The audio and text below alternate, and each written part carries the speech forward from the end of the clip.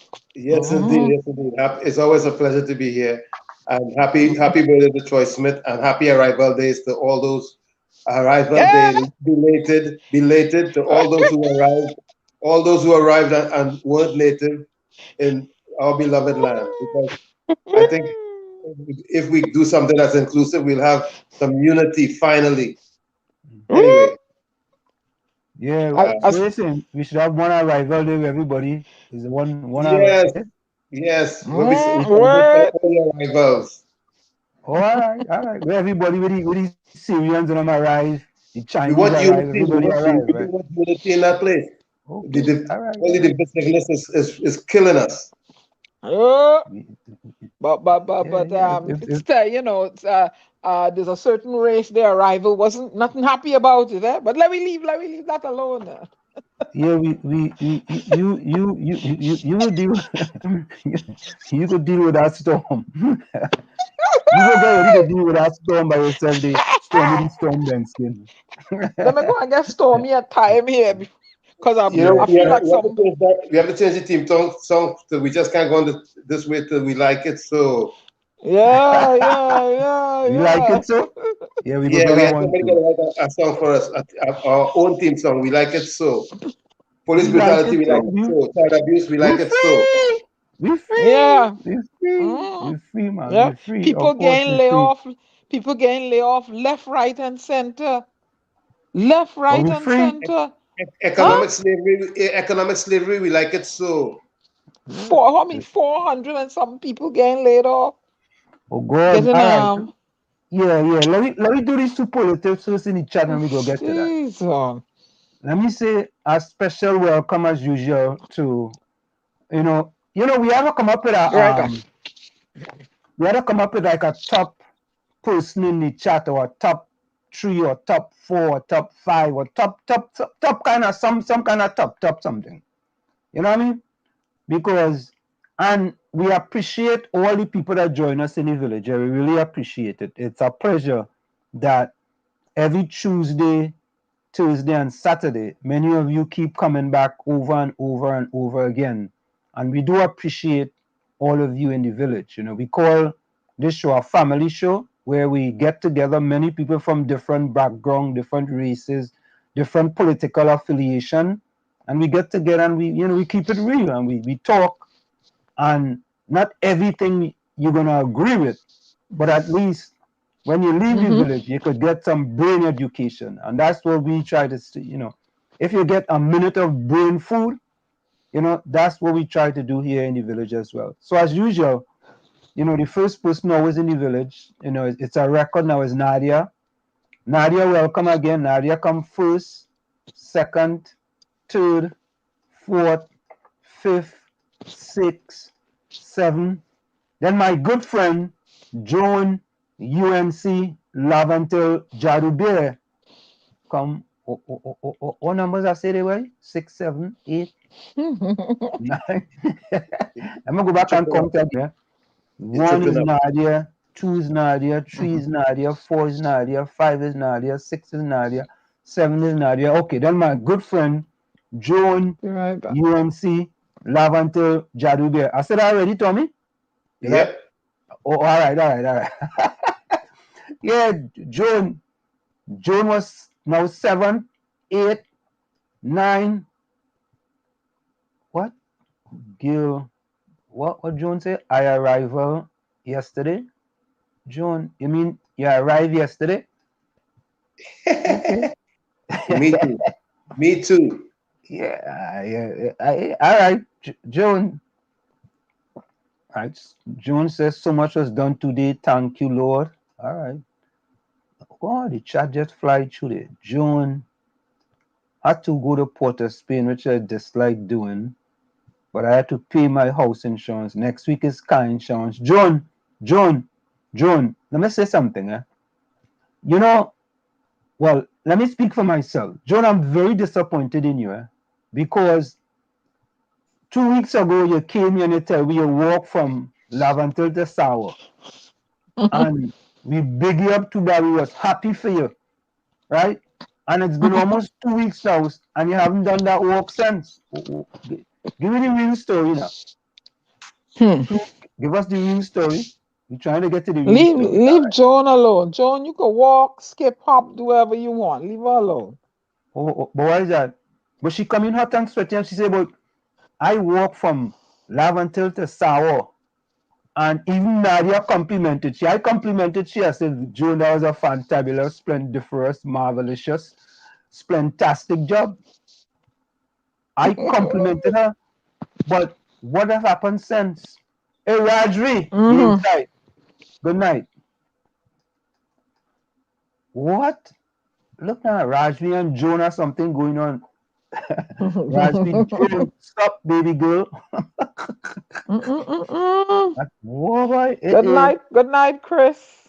But what is this? What kind of thing going on there, boy? Stop, baby girl. SUP, you know? Oh, God, Rajvi, boy. Takesha. Oh, Takesha inside. Albert Montano is in the house. Yeah. Sharon Bernard is also inside. Oh, boy. Diana Benskin said a splendiferous evening to all in the village. Oh, God, Diana Benskin, boy. Diana Benskin. Oh, God, look. Hey, look, Hey, Lana. Gary Mahabir. Good night, Gary Mahabir. How you going? Lana, spell your name Diana, you know. Yeah, she 20 shouting years, me you out. know. That's how we Yeah, shout right. out each other. And you see how I shout? She out at the Oh, yeah, bottom. yeah. Oh, boy, all you going. Hey, look, my partner, my Chuma Kenyan partner, Curtis Montresard, boy. Curtis, how you going, partner?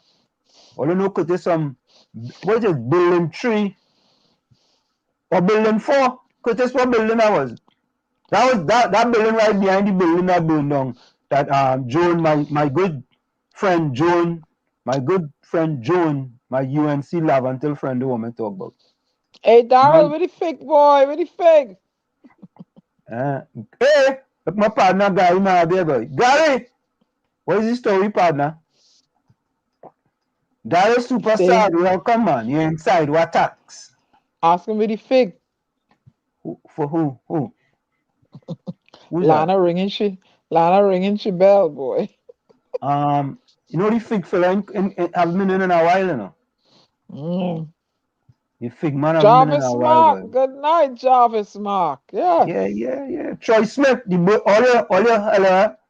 all you listen, all you please. Today's Troy Smith 25th birthday, and he's celebrating, and I want to wish him a happy birthday. Who's Jarvis Mark? That your friend? Yeah. You Or where can't you remember from? who he is? Trinidad. He was a guest here. Jarvis was the guest.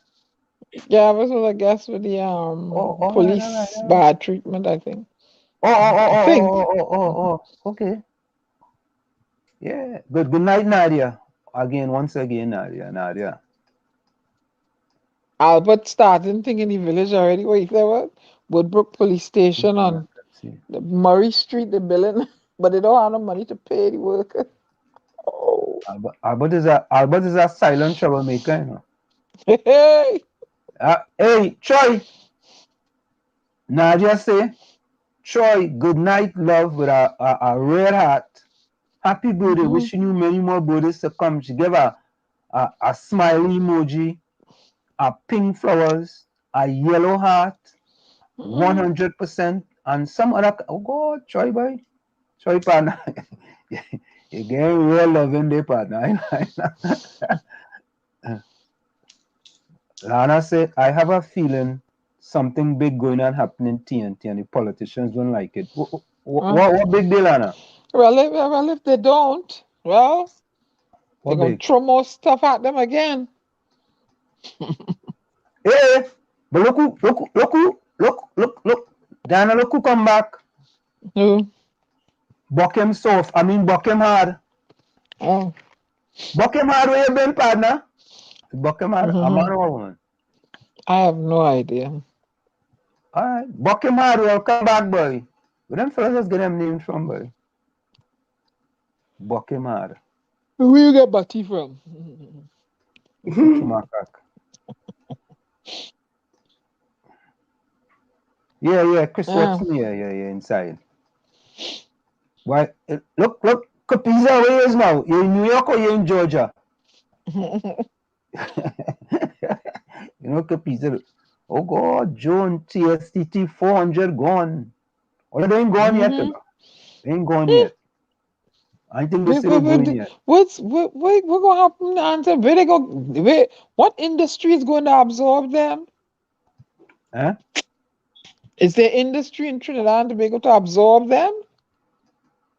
I don't get severance, and I mean, you know, Yeah, but how long that gonna last?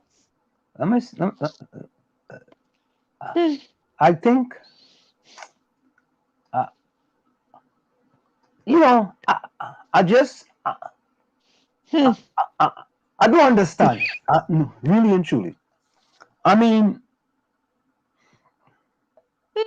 normally, when you're under the IMF, right, what the IMF Mm-hmm. normally wants to do is for countries to cut back on their workforce in order to save money.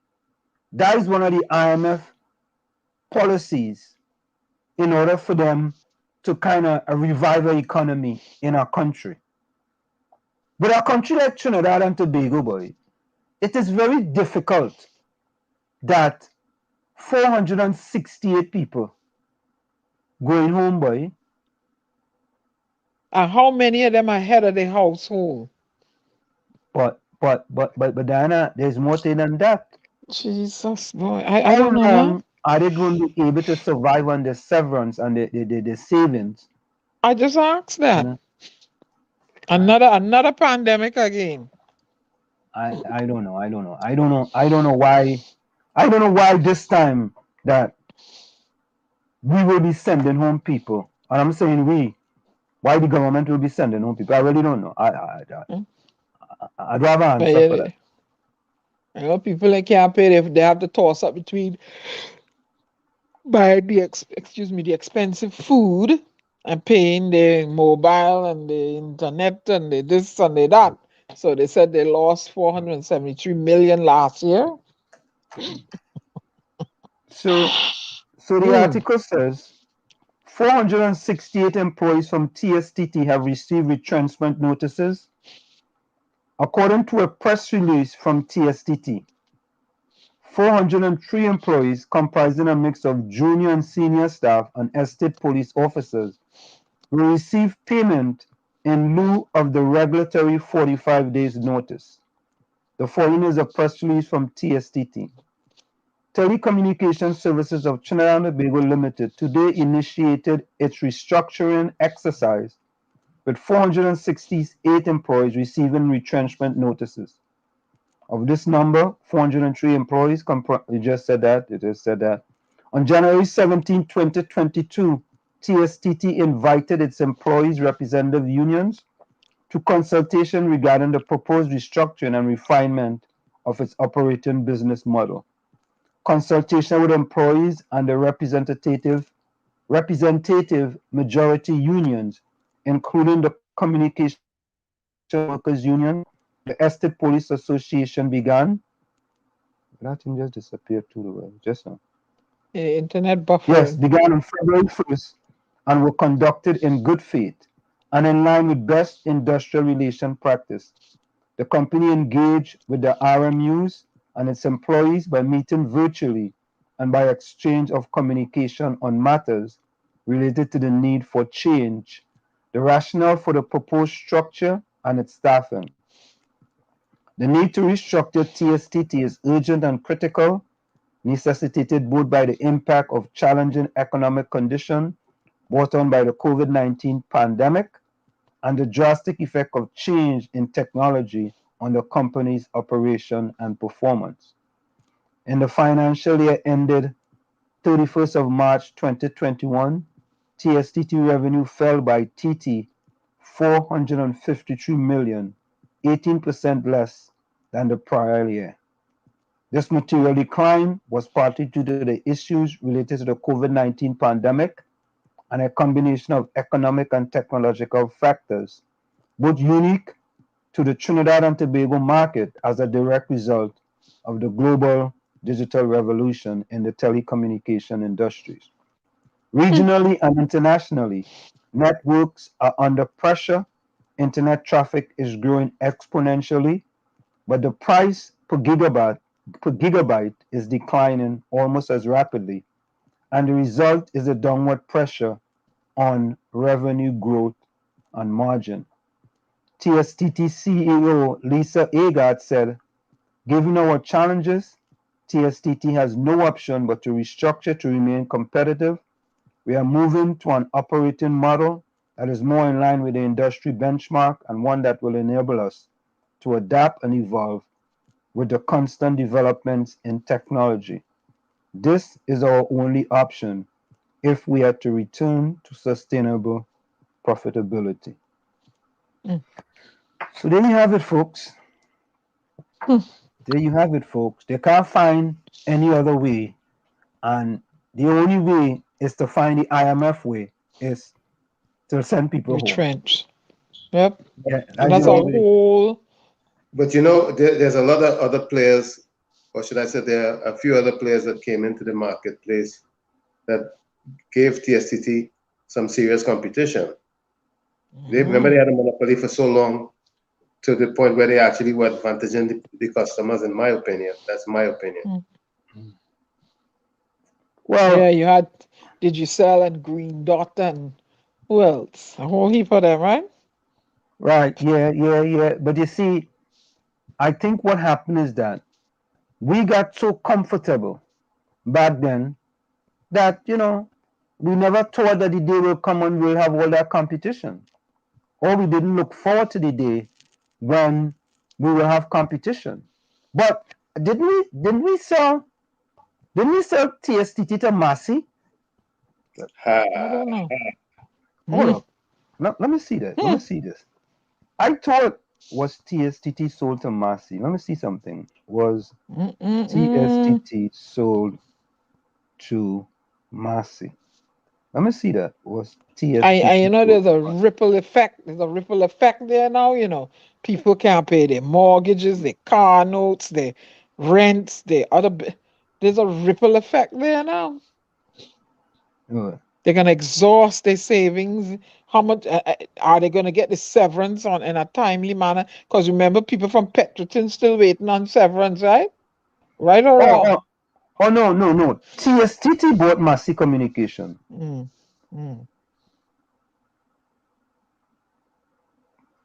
Wait now, boy. That was a good deal for Massey, Was TSTT forced to purchase Massey Communication? Travis They Mark is purchased them. asking, is there going to be an outpouring of support to the workers without jobs that they had for the Venezuelans? And then Donna, here, watch it. Watch how they do it, eh? Donna Cox come on and said there's fraud in the grant and the whatever and in her department, right? And now they come and let go all these people. But So they wait now. Listen to this, right? On February 1st, 2022, there was an article from the Guardian Media Newsroom. Pararat, was TSTT forced to purchase Massey Communication? The plan restructured. Huh? Capisa said no, PNM bought Massey. Fear.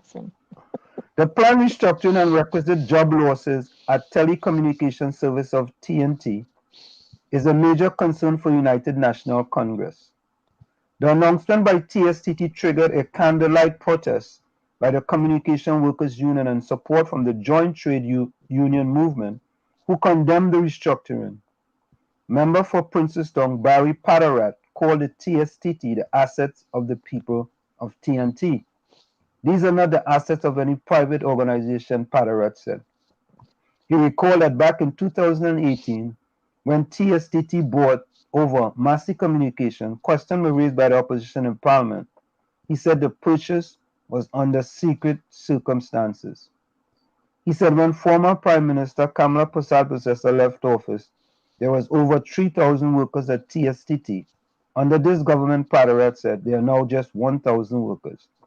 He said that today's meeting with TSTT and representative union, it is anticipated that over 700 workers will be sent home.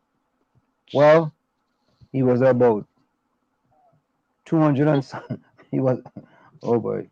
All in all, in an effort to privatize TSTT and further sell out to friends and financiers of the PNM, Bible. Paderat said he had several questions after some document found his way into his mailbox. The documents always find their way into politicians' mailbox. You know? That's the new mark. But listen to this. Listen to this one. Listen to this one. Listen to this. Second question was a storm in a teacup situation created by the now CEO of TSTT, Lisa Agard, who was then a director at Massey Communications, to threaten legal action against TSTT. Documents in my mailbox suggest, and it may very well reveal the circumstances and the reason Massey Communication was bought over by the government. So the current CEO of TSTT used to be a director at Massey Communications, and at one time, the chairman of the board of TSTT was that fellow again? Elias what's it? Remember Emil Elias? Emil Elias. Let me Google that. Emil Elias, chairman of TSTT board. Kapisa say he was on a charge. He's on a charge. I don't know. Kapisa. Well, Emil Elias, chairman of TSTT board. So all kind of backhand, underhand, overhand going on, boy.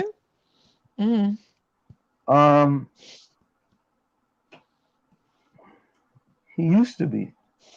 Emil Elias letter of resignation from TSTT. From the moment of his appointment, Emil Elias, a significant figure in the local construction sector, declared his presence as chairman of TSTT with boldness and forthright clarity. His will not be a tenure of timid announcement and cautious explorations of possibility. Elias outed the most significant issues facing the beloved company quite vocally and followed through with admirable vigor. At a TSTT press conference, became a must-see event as the new chairman demonstrated no capacity whatever for delicacy and diplomacy when it came to challenges faced by the state institution under his charge. This month, he abruptly announced his resignation from the post. Wow. He smelled a big tuna. Well, I mean, the government already bought Massey. The government ended up buying Massey, you know. But, folks, there you go. You know, it's never a dull day in the life of Trinidad and Tobago. That's why we say, boy, we just can't go on this way. Yeah, remember they had a series, As the World Turns, as Trinidad and Tobago turns. Yeah. You know what? Lana, people will get upset with you for that, you know. What you saying?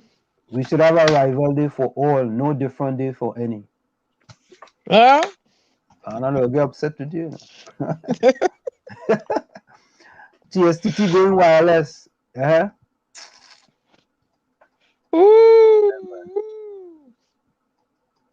And then All prompt right. me to make Go ahead. My statement, and people say they call me I'm a racist. He's a racist. Yeah. And the day was the wrong day to do it. Government said they didn't have any money to pay the public servants, but have plenty money to spend on police booths and Adam Smith Square, Murray Street, Arapita Avenue, and Carlos Street. Okay, I mean, why they put it on Murray Street? I don't know. That's a good question. Joan says she prefer to walk in the morning. And Murray Street, Murray is that famous street that's close to Nelson Street, right? Nah, Murray Street ain't close to Nelson Street. I mean, in the wares that are applied there. Murray Street? I don't know about that. Back in the day, I hear about that. I don't know about that. Like how you ain't going on Nelson Street, I wouldn't go on Murray Street back in the day. Lana says she was in a live chat with Pastor Dutinius. A few minutes ago, he's an Mm, inspiration. Yeah, he's mm. an inspiration like my 91.9 friend past Google. The man get any program and the man he toting feelings too bad, you know. Mm. The man Who's that? toting feelings past Google. Mm. I pay The them man no mind. You don't know. He say, I I don't. he tried to disown me as a pastor because I tell him he's no longer, I dropped the OR. I took out the O Oh, from pastor. I just remember my past. Man, total feelings too oh. bad, boy. Them fellas in them, they're too disingenuous. I'll tell you the truth. They, all they want to do every single time, right? Listen, it's okay to defend your party, but at least be a little critical thinker now. And I want to come to Quantum, I want to come to Quantum. I'm wondering if they have to change their name to Quant 69 because it's Quant 10. Because I hope What Trinidad didn't get 6 for 9. what's that? Quant That's that 10, place. Quantum, The yeah, place that Quantum LLC. the Yeah. company that they register. Yeah, and you know something there? I want to say Mm. to people over and over again, please, people, do not let politicians sway your opinion. Go Mm. to Google. Don't just take information that they're giving you. I've been saying that over and over. It don't matter what side of the political divide you are on. When they tell you something, don't just take it and run with it.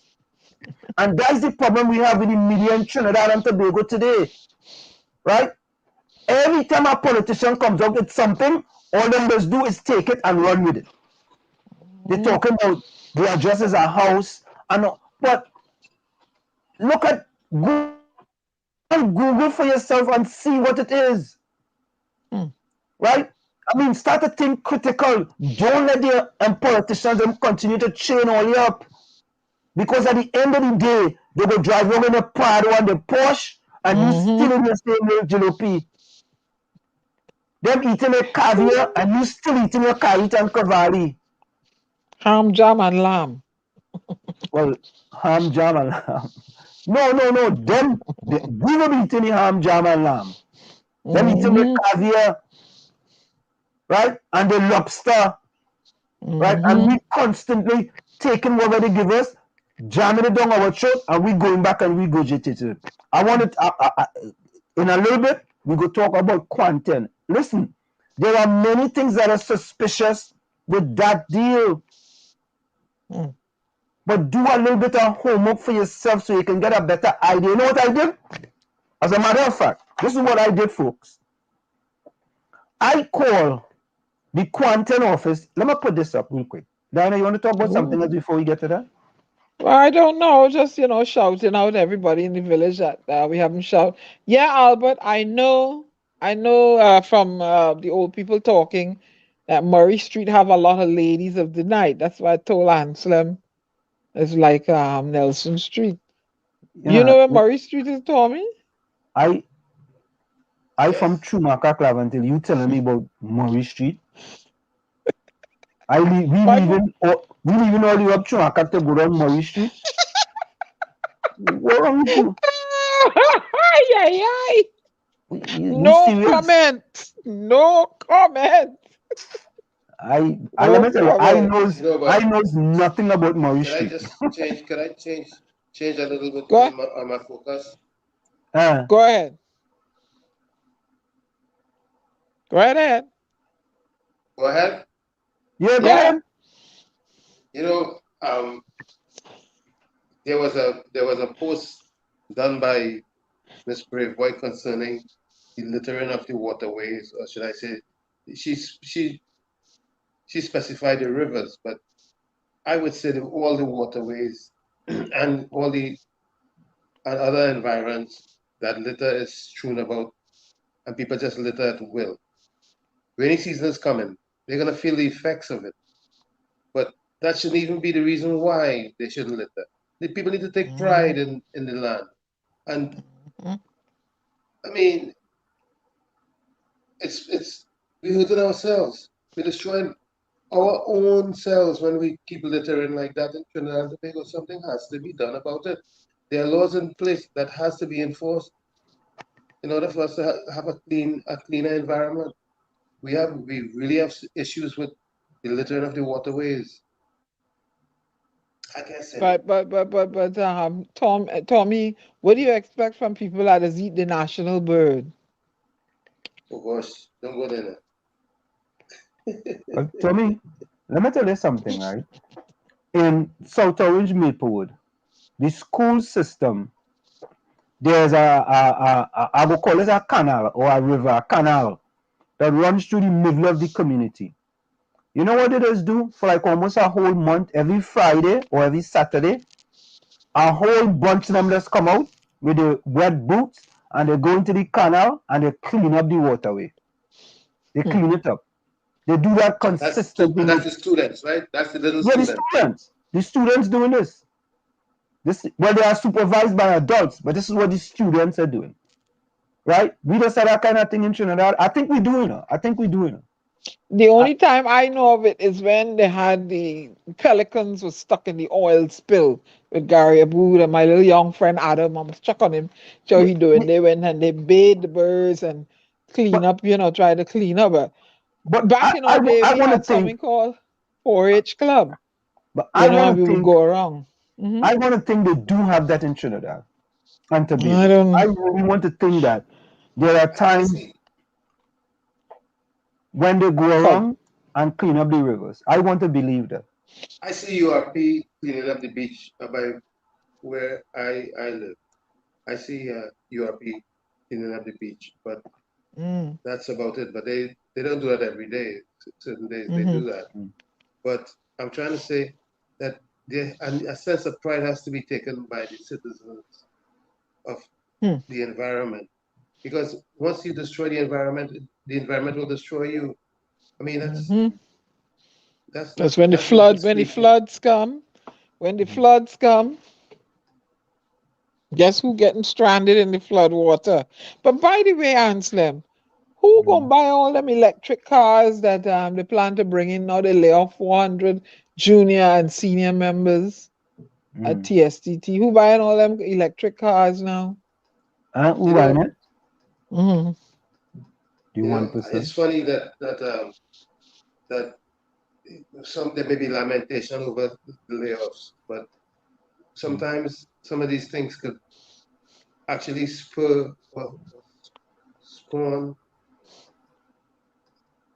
new thinking, new inventions, new opportunities.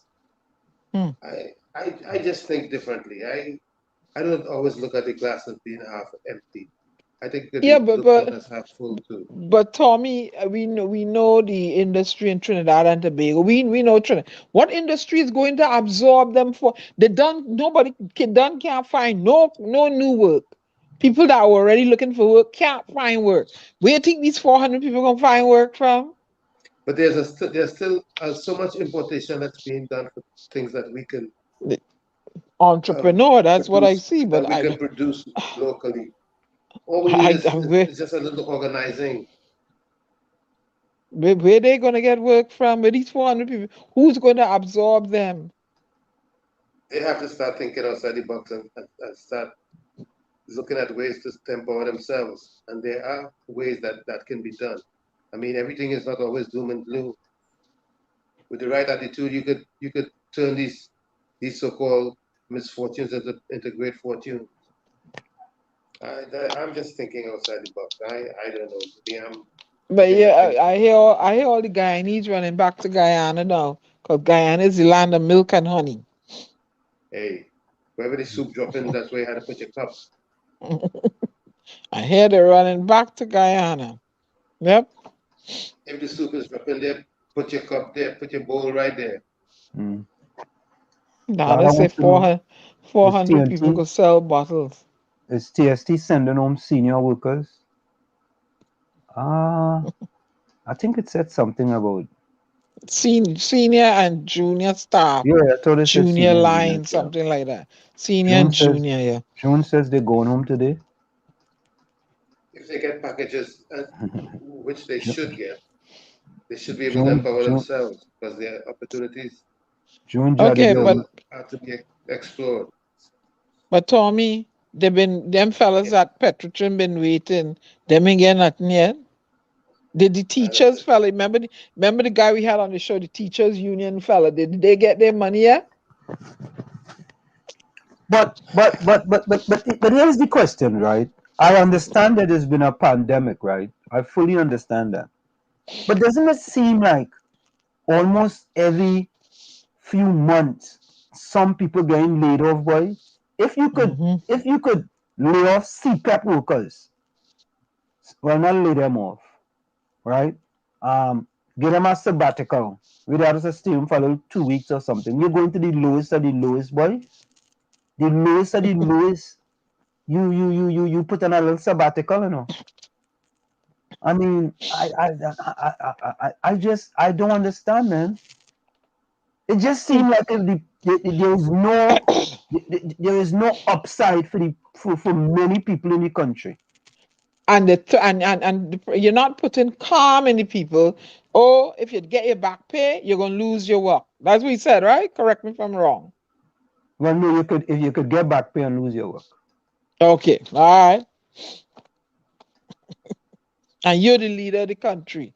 And that's how you put in calm. People coming out of a pandemic. Huh? And that's how you put in calm in people. Bitter taste. You see, but here is the thing, right? Many people will say that, right, this government have to go. Let me agree with you on that premise, that the government has to go, right? And replace them with the UNC as currently structured under Mrs. Kamala Prasad Desessa. I am agreeing with you guys. That this Dr. Keith Christopher Rowley government has to go. I'm agreeing with you guys. But you guys have to understand something, and we have to think, right? The Prime Minister of Trinidad and Tobago is there until 2025. And it's in my opinion, that he will serve out the next 3 years. And it's highly unlikely we will see a snap election in Trinidad and Tobago. It could happen, but I think it's highly unlikely. Right? What are some of the things we can do in the interim in order to make things better for the people of Trinidad and Tobago? We have another 468 employees that are going home, right? When their 7 runs out and they have to go to their savings, what are they going to do? What's next for them, right? In addition to the thousands of workers that was already sent home from Petrotrin. It seems like every day you wake up, there is some sort of things happening in the country. And, there is... Let me ask this question, and we're going to go for a quick break. When I come back, guys, I want you guys to ask a question. Answer it honestly. Don't answer it from your party perspective. Let's try to find positive things that are happening in Trinidad and Tobago. Let's see what we can find to say these are some of the positive things happening for the country. And let me see if we could come up with 5 positive things that are happening in Trinidad and Tobago. We know there is a lot of negative going on in the country. We know 468 people getting laid off is not good. We know that when you get a grant from Bill Gates, that was really not a grant, but was a scam, right? We know there's a lot of things we know. Let me see if we could come up with 5 positive things that is happening for the people. I'm talking for the people, folks, for the people of Trinidad and Tobago. It's in the village with the DAG Triplets on WZYE 95.9 FM. We come to every Tuesday, Thursday, and Saturday from 7 to 10 p.m. We're going to go for a quick station identification.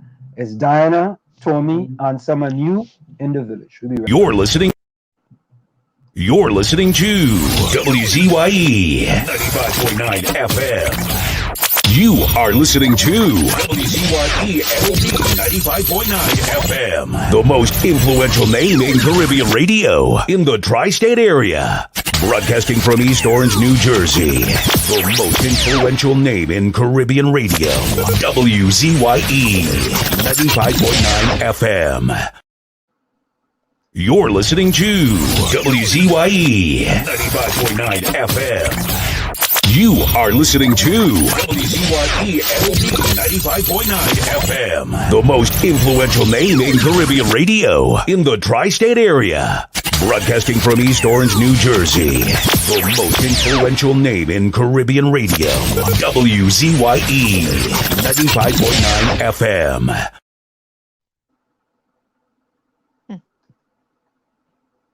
Hi, people, put your hand together. Let me bring on stage Wayne Head, better known as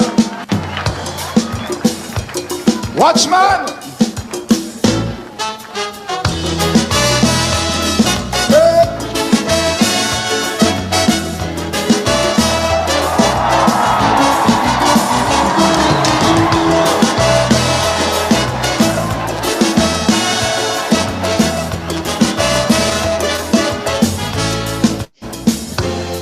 I'm an African, I'm a West Indian, I'm a Trinbagonian. Yes, all these things are true. But I'm a working man, a Calypsonian, I'm your fellow human. Yes, I am one of you. But every time I ask you to choose your people, you start using color and class one time. But as a man who knows how it is to struggle, let me tell you how I choose mine. Like if a man could sell on the highway all day just to try and live honestly, and would break his back in a quarry for small pay. Anytime he wants, he can walk with me. But if you call yourself a top lawyer, but go to court and lie to try to save a drug pusher, if Dolce the money make you fat while your conscience grows small, you're a leech and you're not my people at all. Rise up, my people, let the world know you are alive. Let them see that despite all struggle, my people are bound to survive.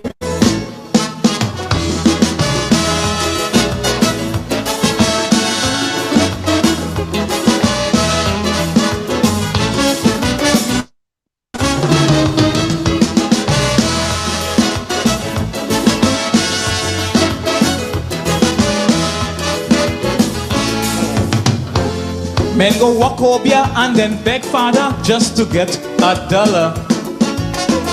Yes, we want to be rich. We don't have money, but we'll play lottery, cause we think we're lucky. Yes, back and forth we switch.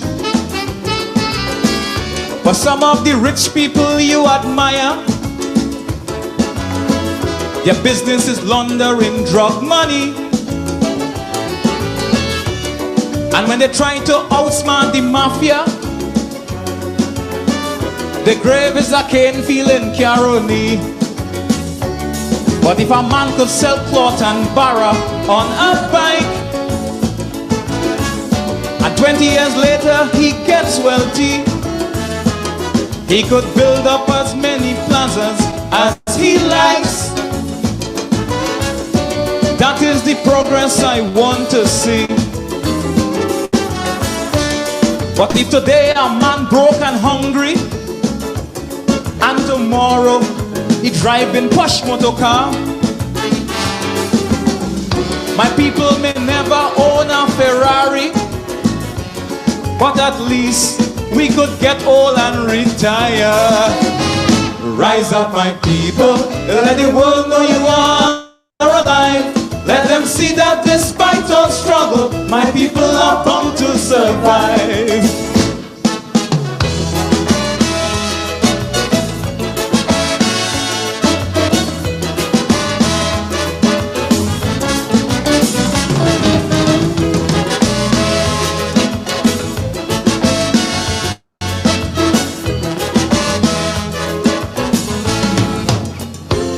There are autocrats playing Democrats to control you peewats.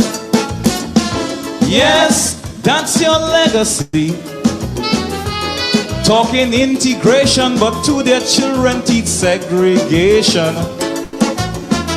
Yes, divided unity. So you only go to shows that have your own people. Africans go to Pan, Indians Diwali, Naga. But when the both of you come out your shows and you miss your vehicle, well, it's your own people thief your motor car. What if a man could marry a woman, not his race, and both of them could live as one family, and their children play with your children? No disgrace. That is the essence of unity. But if a nightclub refuse me entry, saying gollywugs can mix with these so-called whites, that white boy who killed short to skip the country, cause in local jail every night is gollywug night. Rise up, my people, let the world know you are alive. Let them see that despite all struggle, my people are bound to survive. And of course, that's the one and only Wayne Hay, the Watchman. It's in the village with the DAG Triplets on WZYE 95.9 FM. We come to every Tuesday, Thursday, and Saturday from 7 to 10 p.m. That's Tuesday, Thursday, and Saturday from 7 to 10 p.m. And you know, it's just interesting that the way, so I'm looking for 5 positive things, right? And I mean, I think sometimes most of us, right, will say that there is nothing positive happening in Trinidad and Tobago. Diana, you will agree with that? That there is nothing positive happening in Trinidad and Tobago? If it is, I don't know. Okay. Tommy, what about you? Yes, there is positive things happening in Trinidad. It's not highlighted, but there are a lot of positive things happening. There's a lot of what? There are a lot of positive things. Yeah, the media don't focus on that, but there are positive things happening. That's what I'm saying. I don't know. Do you know of any? Who's that, me? Tommy. Yes. Okay, let me hear. Well, I know of a particular company that is developing solar energy. I know of a lot of people that are getting into farming because they realize food security is critical. There are a lot of things happening that there's no focus on because that's not sensational.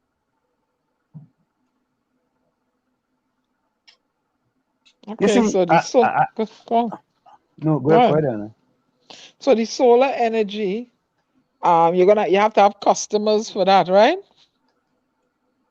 But yet you're sending home people. All right, now go ahead, answer. Let me say good night to my good buddy Anderson Wilson. Anderson says, good night, my friends. I told him to vote for the UNC. Great is the PM. Anderson is a kicks man. Anderson saying great is the PM when you tell him to vote for the UNC. Anderson. Anderson good enough.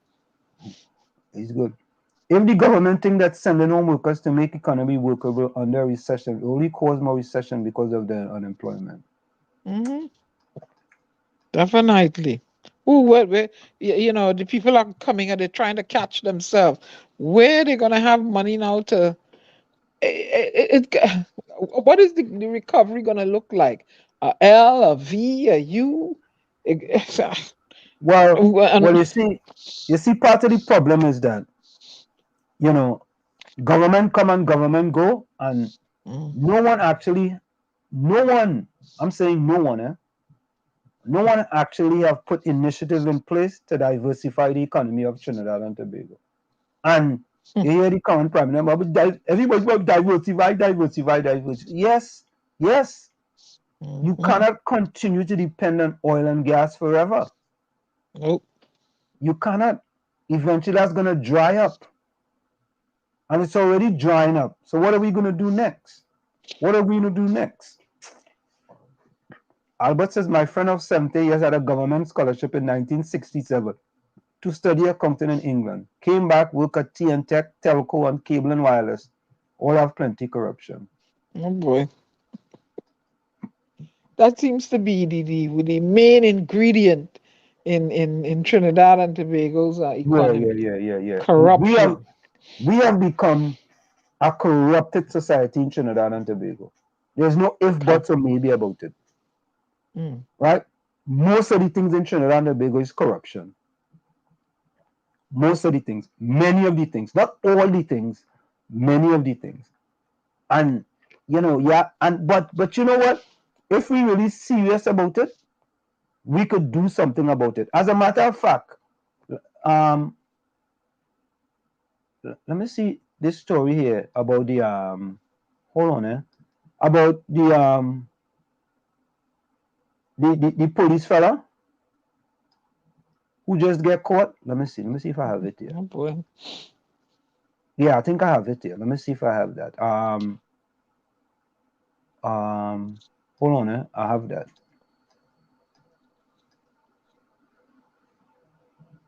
Okay, here it is. Here it is. Gideon Dixon calls for due process to take its course. This after Assistant Commissioner of Police Nazruddin Prag was charged with 2 counts of misbehavior in public office. ASP Dixon tells TV6 the process must be handled correctly. From an association perspective, we acknowledge that firstly, due process must take place. If Mr. Prag, who is a senior officer, has been charged, it demonstrates that the police are not sparing anyone to bring them before prosecution.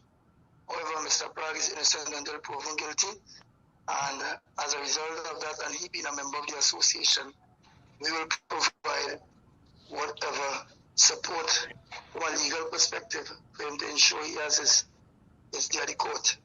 When asked if the executive has been in communication with ACP Prague, Mr. Dixon sought to assure that this will be done.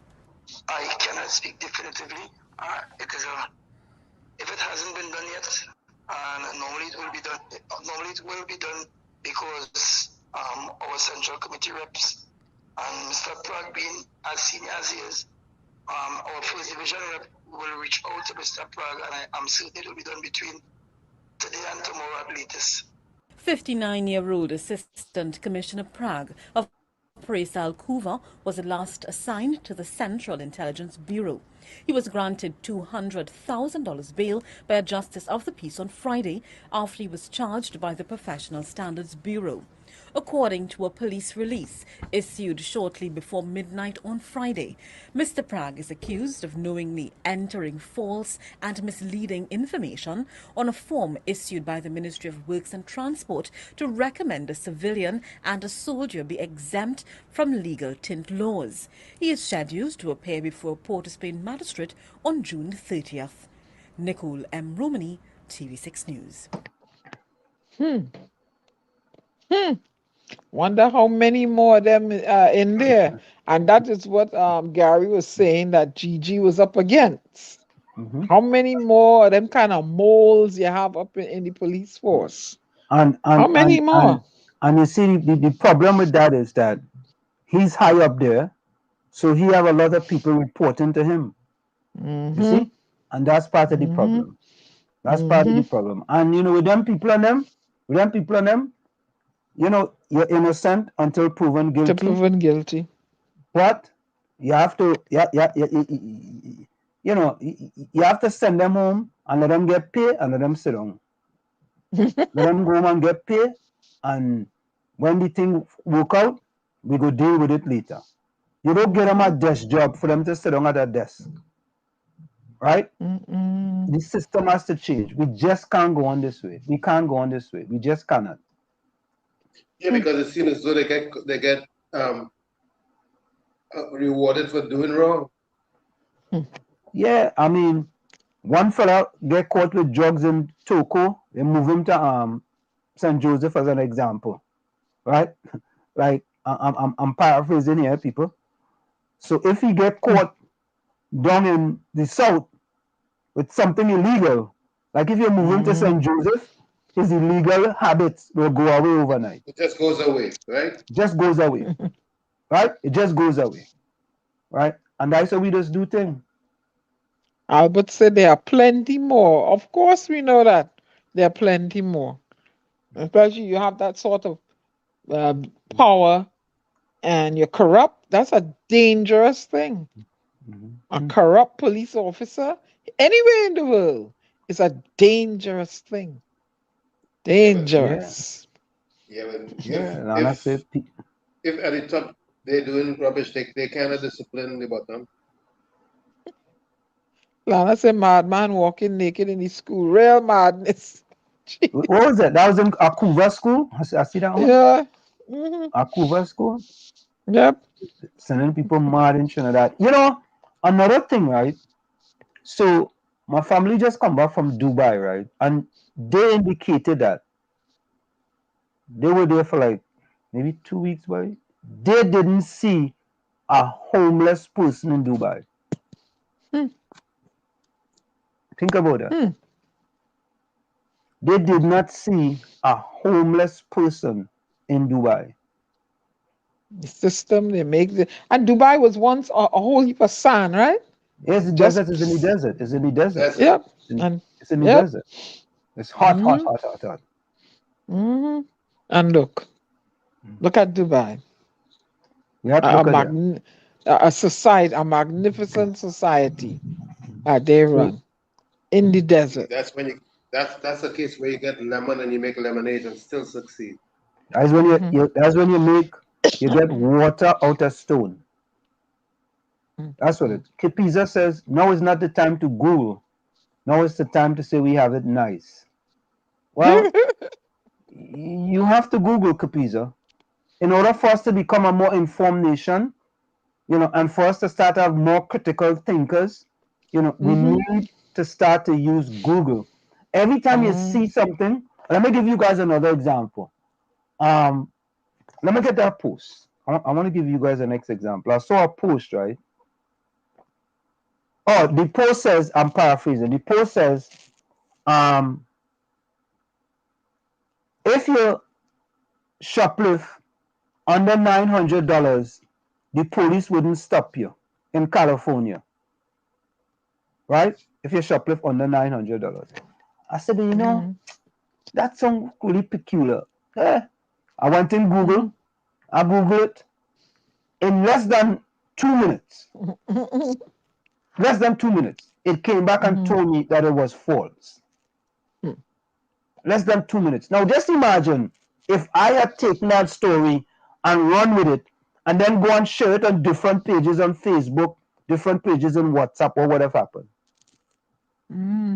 And these are the type of things that happen over and over and over and over.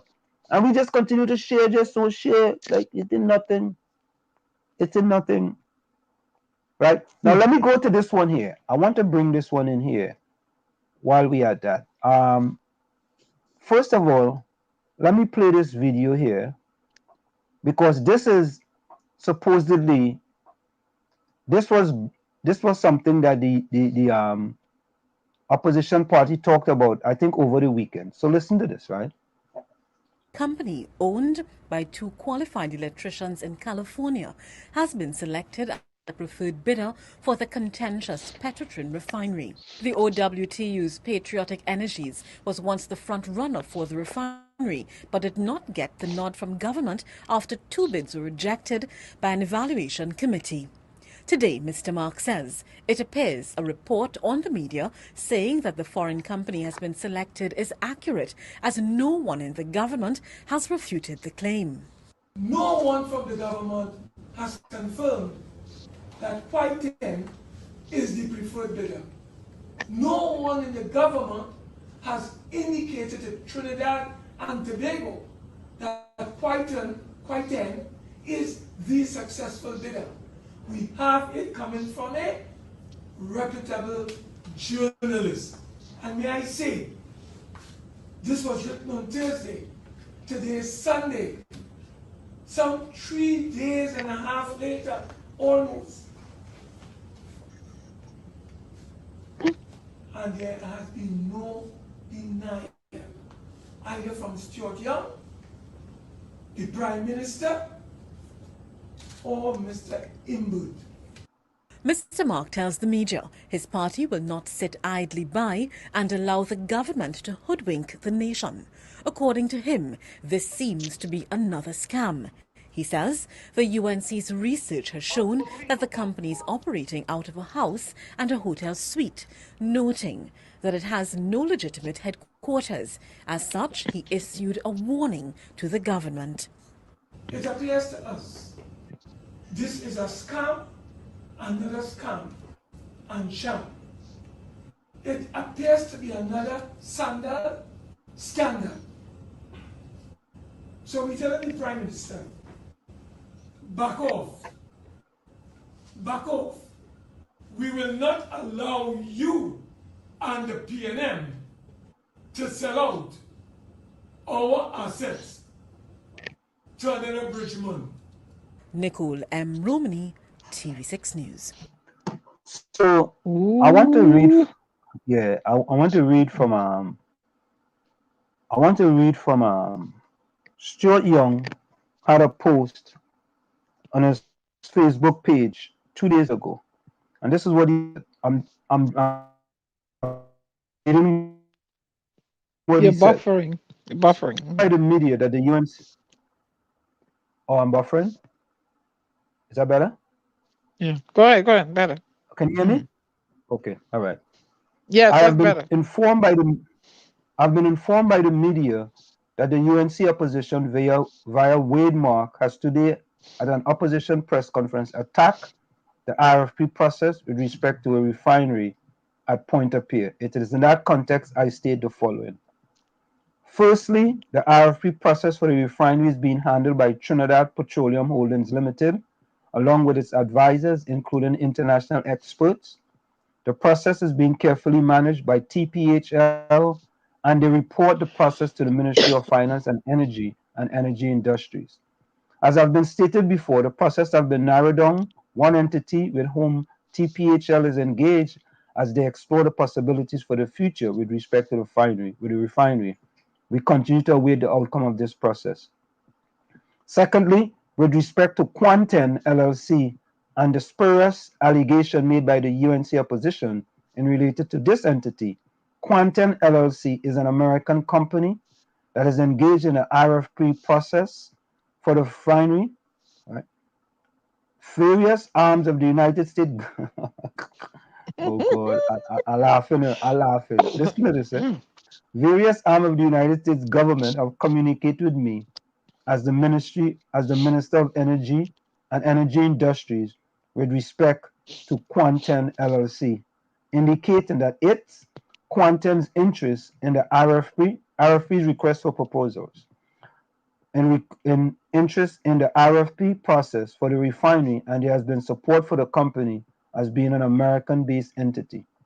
The company has also been pursuing an acquisition of other refineries in other areas of the world. The company is engaged with TPHL and has to go through. Hold on. The company is engaged with TPHL and has to go through the standards and required process in these types of matters. There is nothing further to be said at this stage. Thirdly, I ask the civic-minded citizens of Trinidad and Tobago to take careful note of the UNC's opposition, continued attack on foreign companies that legitimately wish to invest in Trinidad and Tobago. The UNC opposition has established a track record of attacking foreign investors who wish to invest in our country since September 2015. This is yet another brazen example. But you see, there is so much things to go wrong, right? I want to bring up. Let me see if I can. I want to bring this up for you all to see. Share screen. I want to share my Chrome tab. Okay, let me see. Quantum. Chris said what? The shackles was never removed from Trinidadians' necks and feet. It was just painted in red or yellow. Okay, so here we go. Oh God. Here we go, right? And this is what we like to do here, right? Let me go back to that. Where's that screen? Where's that one, man? Oh, here it is. Here it is, right here. Okay, so this is Quantum Consortium Aruba Limited, right? Quantum, and I'm wondering if they get a Quan 649, Quan 69, right? Now this is what I did. I called a young lady by the name of Tanya at 816-200-7166. And I asked her a few questions, right? Now, they are located at, let me find the address here. This is one of the, right, here it is. They are located at 1161-70 Ringwood Court in San Jose, California, right?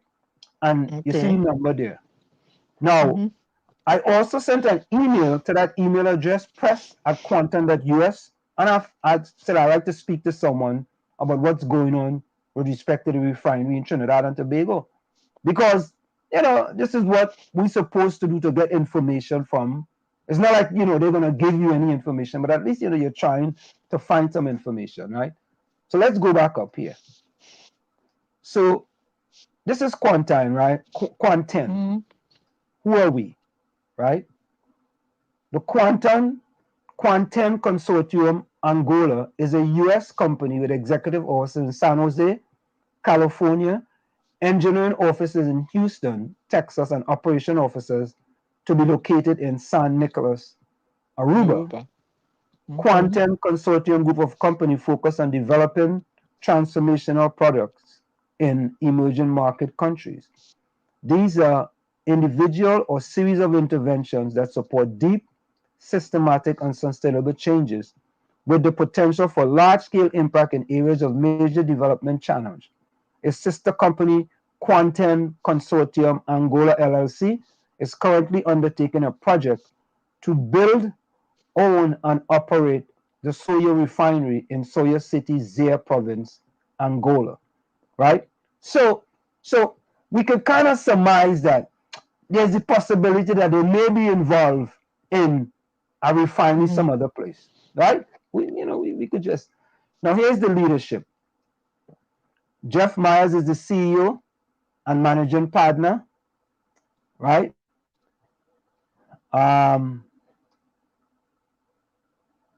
Since 2009. But when was the page updated recently? Because it could be a recent acquisition too, some are not posted on the site yet. Which acquisition? Which recent acquisition? The Soya Refinery? The one, the Petrochin, if it it's possible. No, it's nowhere on the site. No. It hasn't been included. Yeah, I look at and then the second person is Dr. Sigon Thomas, is CEO and managing partner. So what I was trying to find out, right? I was trying to see if there were any links to these individuals and people in Trinidad and Tobago. That's why I was trying to dig. I was digging a little. I was going a little deeper, right? So there wasn't any link there, and then that was it. As far as the team profile is the same as far as the that is concerned. The team profile, that's the same. Who are we? All that's the same. news and press, right? No, how you do something like this, Anselm? You went about it the right way. What you could have Mhm, done, what you could mhm, have done was is something called gag the girl. And private investigators do it. I used to work for a PI, so I know mhm, how to gag a person. You could have called and said, give a different name. You're calling from Trinidad and Tobago, and we're mhm, following up on the proposed deal for Petrochin. And that mhm. way you will find out if something really going on. No, but I told her what I was calling about. Yeah, but yeah, you told her what you was calling about. But Mhm, she probably could have been coached to respond to you a certain way. But what you do, you change your gag in speaking to her and tell her, you hear what I said? I'm calling to follow up on the proposed deal with Petrochin. How is the paperwork proceeding? And then you'll know. Not are you actually doing it? You change your gag. And then okay. you'll know. And if she said, hold on a minute, there's someone who can inform you about that better. And then you go in there and say, yep, you could gag No, but she people and sent me. find stuff. She gave me an email address for the press, for all the press. She gave me an email address, right? So Now, where did they get this rumors about Petrotrin being sold to them, is it?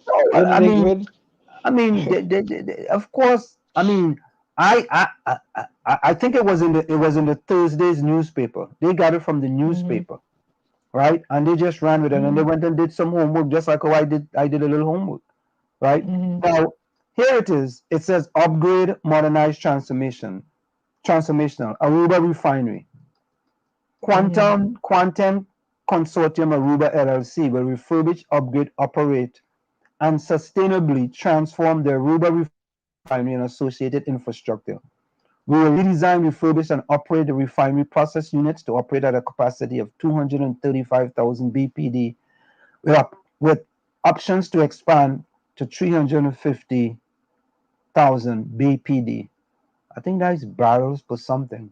The refinery will be mhm, transformed from an upgrader to a full-fledged refinery that produces consumer-ready products such as gasoline, diesel, and jet fuel.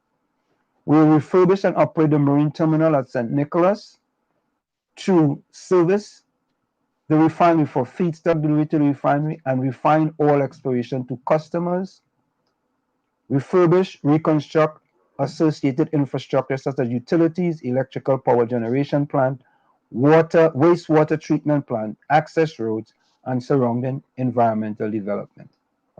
Now, mhm, process unit upgrader transformed to modern refinery, right? So this is showing current capabilities, right? So this is showing you all of that, right? Marine terminal and tank farm, current capabilities, team members, affiliates, subcontractors, and advocate includes you have TGT, Quanten LLC, and Real, right? Now, here's where the stuff get kind of fuzzy, right? And you have other people too as well.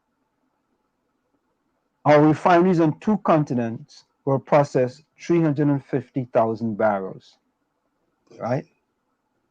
So, I mean, barrels if per day, BPT, barrels per uh, day. okay, barrels per day, okay. So, if we are looking at this, right? I mean, it looked like if the company is getting into the refinery business, and you know the refinery in Trinidad is up for sale, and the government is Hmm. trying to sell it. But I want to So, go to this. Go ahead, Tommy. at the end of the day, the Mm. argument that it's a shell company and they don't exist and all of that is rubbish. Mm. Well, Tommy, I am just putting here what I Google and I found. Right? That's what I'm saying, and that's all I'm trying to tell people is to Google it and come to some sort of conclusion based on what you Google. Because if I Google something, I could come and we can see the same things, and I could come to a different conclusion than you come to. Or if I want a certain type of conclusion, I can come to that conclusion. Right. And that's what I'm Mm. saying. But have you concluded that it's a shell company, or is it legitimate? It seemed to be a legitimate company.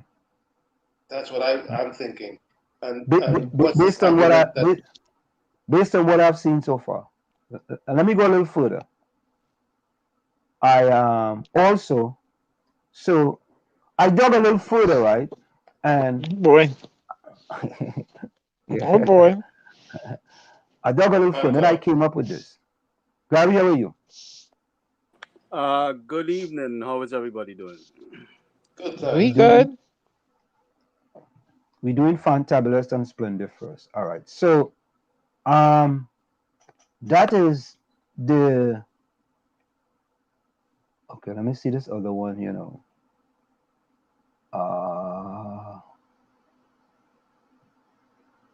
Okay, here is this one. I think this is the one. This is the other one I wanted to do about. Share. Now, here's my concern now, right? At the same address, 116170 Ringwood Court in San Jose, there is a Quantum electrical contractor. Now, I'm just, huh? They diversify. Go ahead. And the same person who we talked about before, Jerry Myers, he's also the owner, principal, and senior executive with the same number. Okay. Right?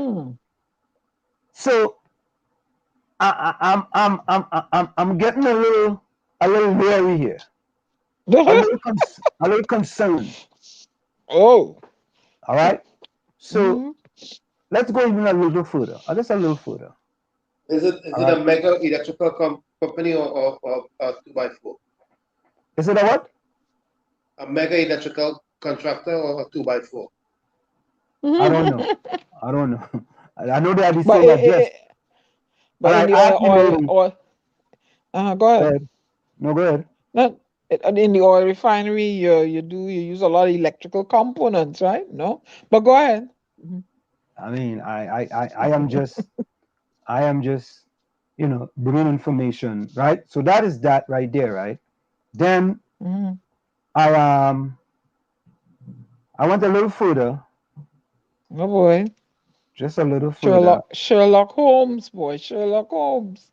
No, I did this for a lot of years. Let me stop this screen. So I went a little further, right? And no, not that. And I came up with this, right? And this kind of, once I get the right screen, this one concerned me somewhat, right? Check a license. Oh, here it is. This one here. So, you all know we talked about Jeffrey Myers, right? And you all see the Quantum Incorporated there, right? And it has now an address of 2530 Berry Esther Road, San Jose, California, right? And he was the director, but it was revoked in 1998.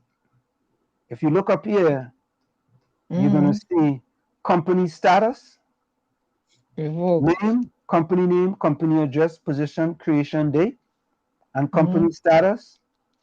So he is showing up, Jeffrey Myers is showing up, Quantum Inc., 2530 Berryessa Road, director, 12/29/1998. It was revoked, right? We also had another company called Multicast Labs at the same address where Quantum is now, 116170 Ringwood Court. He was a director, and that's revoked too, right? And then he's also a registered agent for Integrated Display Technology, ITG. Dissolved. And that one was dissolved on the 21st of 1998, right? And that was kind of it for him as far as, in research that I came up with. So what I'm saying is that there are more questions than answers. That's concerning, huh? Who is You this see? Myers? Huh? Did you look for him on Facebook?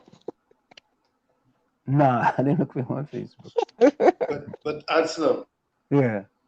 many times a business person or entrepreneur would try their hands here, there, and everywhere until they get a niche. Hmm. Now, No. Tommy, as far as I'm not casting any aspersions, you know. I'm just bringing to you that, and what I'm saying to people is that when you get information from politicians, do not take it at face value. right, Do a little bit of digging yourself.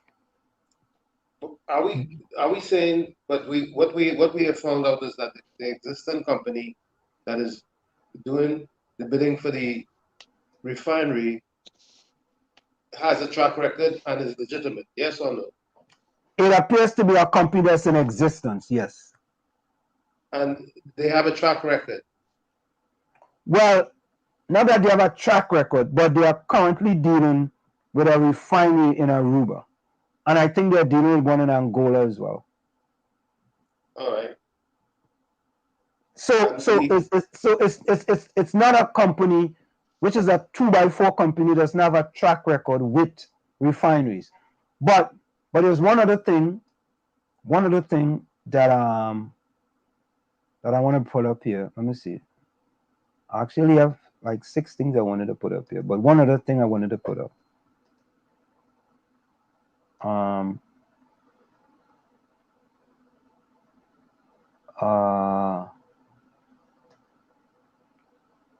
Okay. Here is it here. Right? Now, the same number for Quantum LLC is the same number for Quantum Electrical Contractors Incorporated. Okay. 408-955-0768. So all I'm saying here, Tommy, is that there appears to be a lot of deception. Right? So what happens is that they use the same headquarters for both operations. But the same name as well, Quantum Electrical Contractor.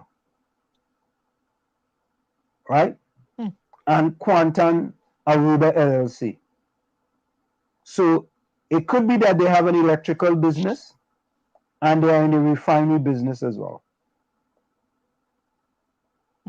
So what that tells me too is that I would like to know what due diligence the Trinidad and Tobago government did. Now, when you That's call what I that would like number, to know. when you call that number, they direct you to either electrical or the refinery business, or No, Tanya answered. And she said that's the refinery. Tanya, right? She answered. And that was Quantum LLC. And I asked her if there was any other business within there. She said no. Where she is within that suite. Anybody could tell you anything anywhere. What you have to do is find out who the number is registered to first. I'd go from there. Is it a home, a private number, a corporation? Because sometimes you look at business numbers. Back in the day, most of them they end in 00, because then you'll have extension 01, 02, 03. Right? I learned these things from being an investigator. You need the first thing you got to ascertain. You can get public records, tax office, this address. You have to find out this phone number is registered to. Is it registered a person or a company? And there's ways you do that. People could put anything on here. Somebody could answer the phone. I could answer and say I'm Tanya with contact too. Well, what I also did is that I did a Google map. Okay. 1161. What is it? What's the address? Yeah, called bird's eye view. Right. I got a bird's eye view. And in that area, it seemed to have more office buildings than anything else. All right. And I put it up, but I didn't put it up there. I think I got rid of it. right? It seemed to have more office buildings more than anything else. Mhm. You know, and if you have residents, you know, I mean, that will show you what type of. Let me see if I have it here. Let me see if I have it here. What's this one? Quantum Consortium. Oh, that's not it. Jeffrey Myers. That's the register. Jeffrey Myers. Quantum Electrical Contractors.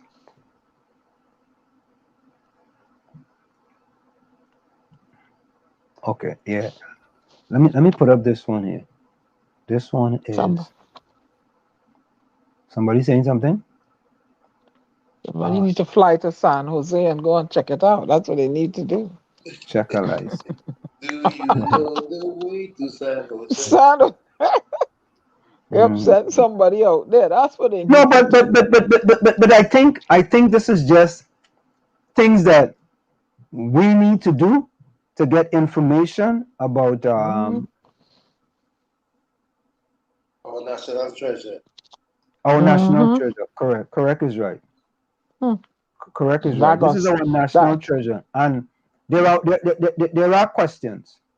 That go slip in the hands of somebody, and you know who got it in. Somebody pocket line with the sale money that they get, and they go along and leave No, it in the hands of here the. it is. Now, here again is the contractor's license.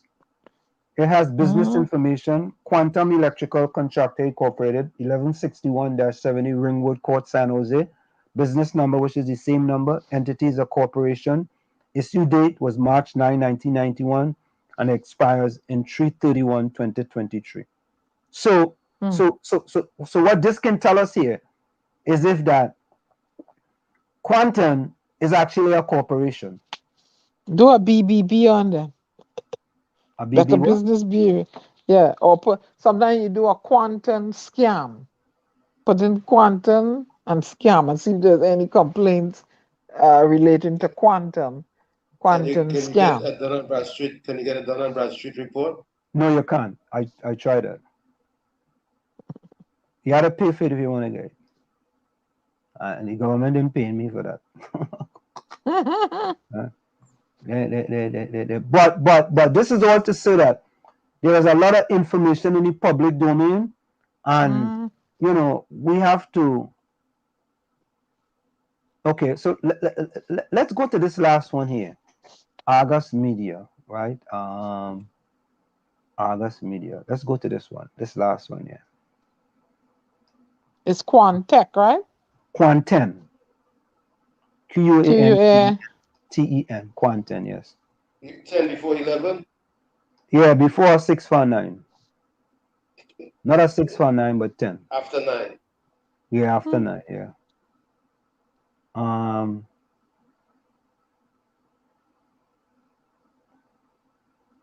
Let me see which one is this. Is it this one? It's not that one. It's not that one. It's not that one. It's not that one. Okay, here's the other one.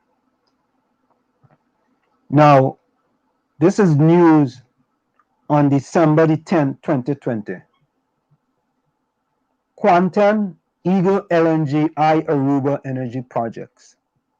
Aruba is betting on Quantum Consortium Aruba and Eagle LNG to restart a dismantled oil refinery and develop the surrounding site in an ambitious initiative promoted by the US government. In a dual-track tender launched earlier this year, the Dutch Caribbean island government selected the two US companies to negotiate separate but complementary projects. San Jose-based electrical contractor, hear this, San Jose-based electrical contractor Quantum is undaunted by growing surplus refining capacity and refinery shut-ins around the world. This is not just about the refinery. Quantum Chief Executive Jeff Myers told August, that's the guy we just looked at, we are going to make this a showcase. Refineries are not going away in the near term. We are going to show how a refinery can reduce its carbon footprints. Among the U.S. contractors cited by Myers as Quantum collaborators are KBR, McDermott, Honeywell, Cisco System, Chem Energy, as well as the University of California, Berkeley Renewable and Appropriate Energy Laboratory. We have put together a team of fantastic companies, Maya said. None of the firm responded to a request for comment. The Quantum Group will invest up to 3.5 billion in Aruba, Maya said, adding that the goal of the project is ultimately to help the island diversify its economy, explore trade opportunities, and build up educational resources. The U.S. State Department has advocated on behalf of the project and facilitated introduction to move the concept forward, he said. Maya said he's open for a signed agreement with Aruba state-owned RD by the end of March, with partial refining operation to begin within 2 years, depending on design plans and equipment supplies. Houston-based Eagle LNG proposal is part of the wider Caribbean bunkering and small-scale supply strategy. By investing in the economy of Aruba, we look forward to creating employment for Arubans while lowering energy costs, spurring economic development, and providing cleaner fuels. Eagle LNG told August. We are waiting further communication regarding next steps. Right. The private oil company signed a turnkey gas supply contract in October with the Barbuda Ocean Club Resort for power generation using ISO containers loaded at its Maxville, Florida facility. Eagle is planning a new, larger on-water liquefaction plant and terminal in Jacksonville, Florida, capable of producing 1 MNT year, that's per year, of LNG with 45,000 M3s of storage. So, I mean, if they took Aruba for a ride, then they're taking Trinidad for a ride too, I guess. So there you have it. We just there's information there and information for all to go out and see. I mean, I don't see, I haven't seen yet where I could say that company is a shell company. I can't say that, because I don't think you can be doing business. Well, let me don't say that. It is highly unlikely you'll be doing business with the government of the United States of America, right? And they haven't done their due diligence on your company. So if it's a shell company, they have done a fantastic job in fooling the United States government with respect to what's happening in Aruba. So that's the information out there. We can take it and use it and run with it however we please. Somebody just needs to go to San Jose. Frankly, if they didn't pay their taxes, we would know. So if they pay their taxes, they must be getting something right. Yeah, I mean,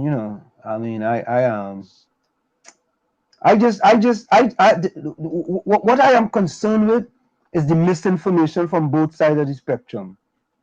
Well, there may not be misinformation. There may be secrecy in one quarter, and in the other quarter there may be exaggeration. Well, I think the government could be a little more. The government should be more transparent.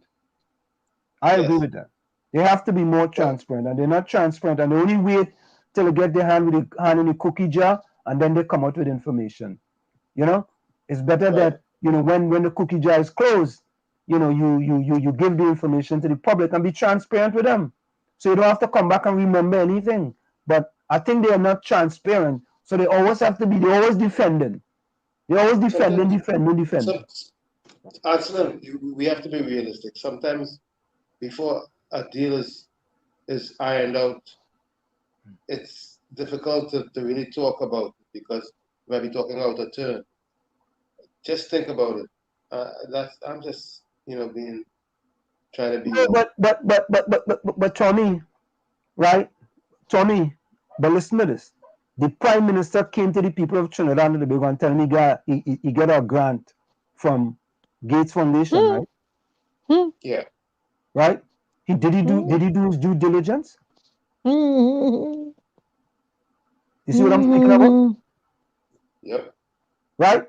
So you only come when you want to try to bring this kind of good news to the people in Trinidad and tell them, hey, listen, boy, we got a grant. Let me get it here. We got a grant from the Gates Foundation, you know.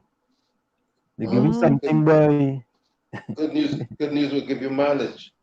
Good news, yeah. You want to do good news, mileage, boy. You understand? So let me see if I have it here. Good news will give you mileage. If the news isn't complete and you don't want to talk out of turn, then you just keep your peace. Yeah, but you see, Tommy, that's part of the problem, right? That what happened is that you are getting into this deceptive policies and deceptive behavior that you just get caught with your pants down. Many times you get caught with your pants down. Then again, they can't tell a lie because, like you've always said, a lie has no memory. A lie has no memory. So many times you get caught with your pants down and you don't know what to do. You don't know what to do. Yeah. Right? We don't want to jump to conclusions either. No. I think it's important for us to share the information, right? And for people to realize that, boy, there's another side to the story too, because we have to understand that the opposition side is to make the government look bad. The government side is to try to make themselves look bad in the eyes of the citizens. So when Dr. Rowley came out and said, the government side is to make themselves look good. Yes, in the eyes of the people. No, you said bad. You said bad. Oh, I said bad? Yes. Oh, my bad. You're bad. My bad, yeah. So hold up. Here it is.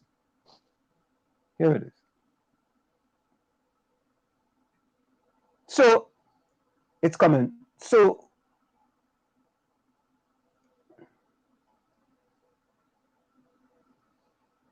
hold on,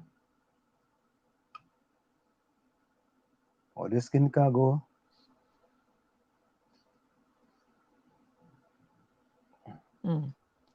Hold up.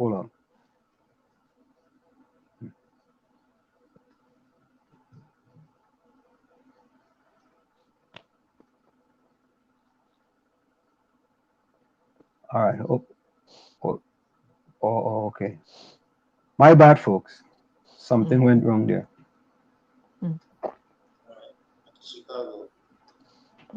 Yeah. This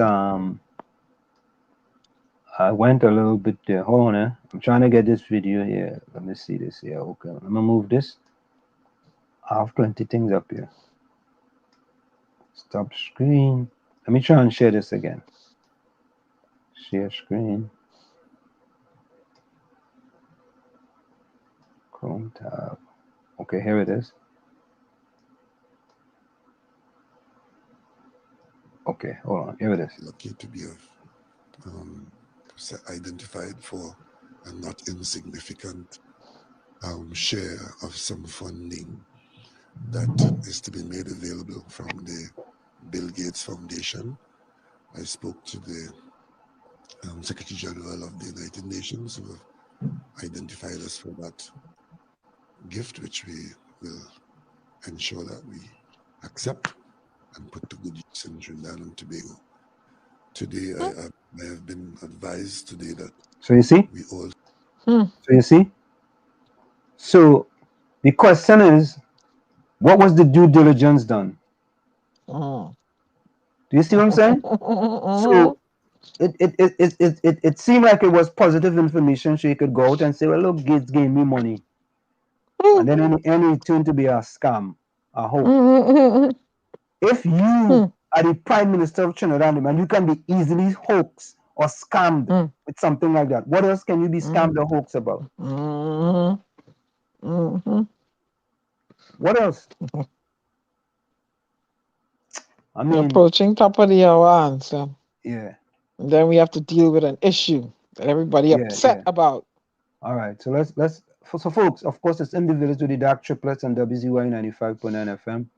We're going to go for a quick station identification and be right back after. You're listening to WZYE 95.9 FM. You are listening to WZYE 95.9 FM, the most influential name in Caribbean radio in the tri-state area. Broadcasting from East Orange, New Jersey, the most influential name in Caribbean radio, WZYE 95.9 FM.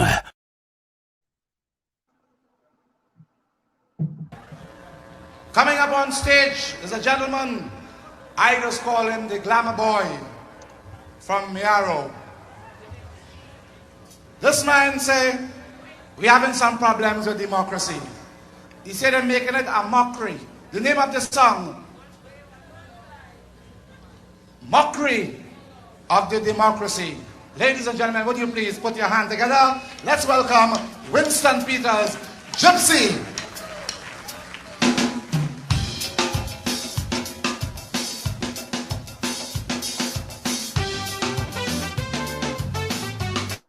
What is democracy?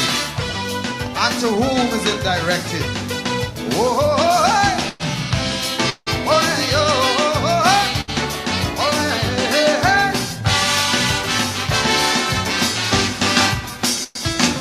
suspend the constitution, lawlessness out of hand. And under this constitution, there's no proper prosecution. It looks like this constitution is not for the law-abiding man. Only criminals and crooks to get them off at the hook. Good people must have no fun. They have to be on the run, ducking from bandits, bullets and guns. While they're making a mockery of democracy, violating the law with impunity. And some legal entity defend them with alacrity while they're making a mockery of democracy. Oh my! Oh, oh, oh, oh, oh. What?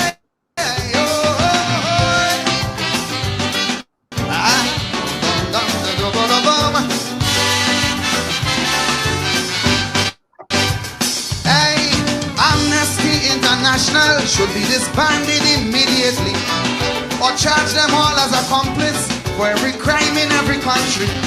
Cause it look like their only mission is to see the guilty go free, while the victim rights go to waste. Nobody to plead their case. How long would we stand and see democracy going crazy? Oh, how unjust justice is made to be. Oh my, we making a mockery of democracy, violating the law with impunity, and them legal entity, defend them with alacrity, while they making a mockery of democracy. Can't you see?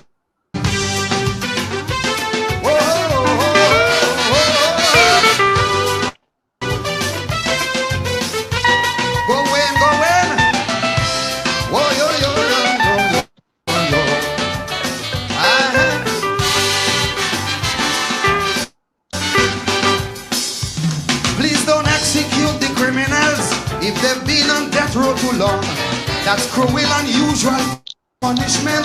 Society shouldn't commit this wrong.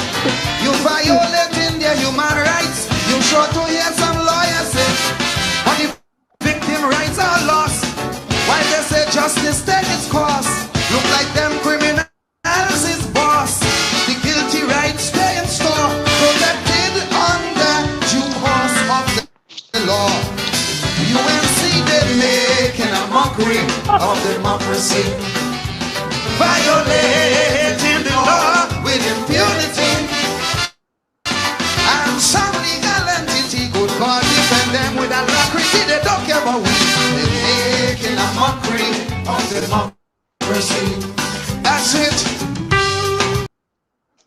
Of course, they're making a fool. They're making a fool of we, man. Hey, Rajvi says, at WZYE TV. It's a real company. It's on Reuters. Oh, okay. You see? So that's exactly what I'm saying. All I'm saying is that it's just to prove a point that, you know, and it's funny, right? I think we have to change the You didn't do the political. break. Go ahead, Gary. You didn't do the Top top of of the hour. the Oh, I didn't do it. Oh boy. It's in the village with the DAG Triplets at WZYE 95.9 FM. We're going to go for a quick station identification. We'll be right back after. You're listening to WZYE 95.9 FM. You are listening to WZYE 95.9 FM, the most influential name in Caribbean radio in the tri-state area.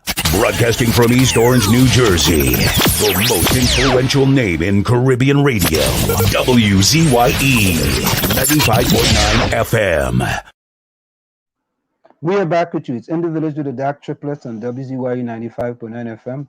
We come to you every Tuesday, Thursday, and Saturday from 7 to 10 p.m. I want to get back to Raj V comment. All right, Oric, welcome, boy. Oric, how was your day? And Raj says, Carice, welcome as well. Yeah. It's a real company. It's on Reuters. So here's the question, right? If it's a real company that's on Reuters, is it a shell company? I'm just asking. Gary? I don't know. I mean, I'm listening to the information on both sides.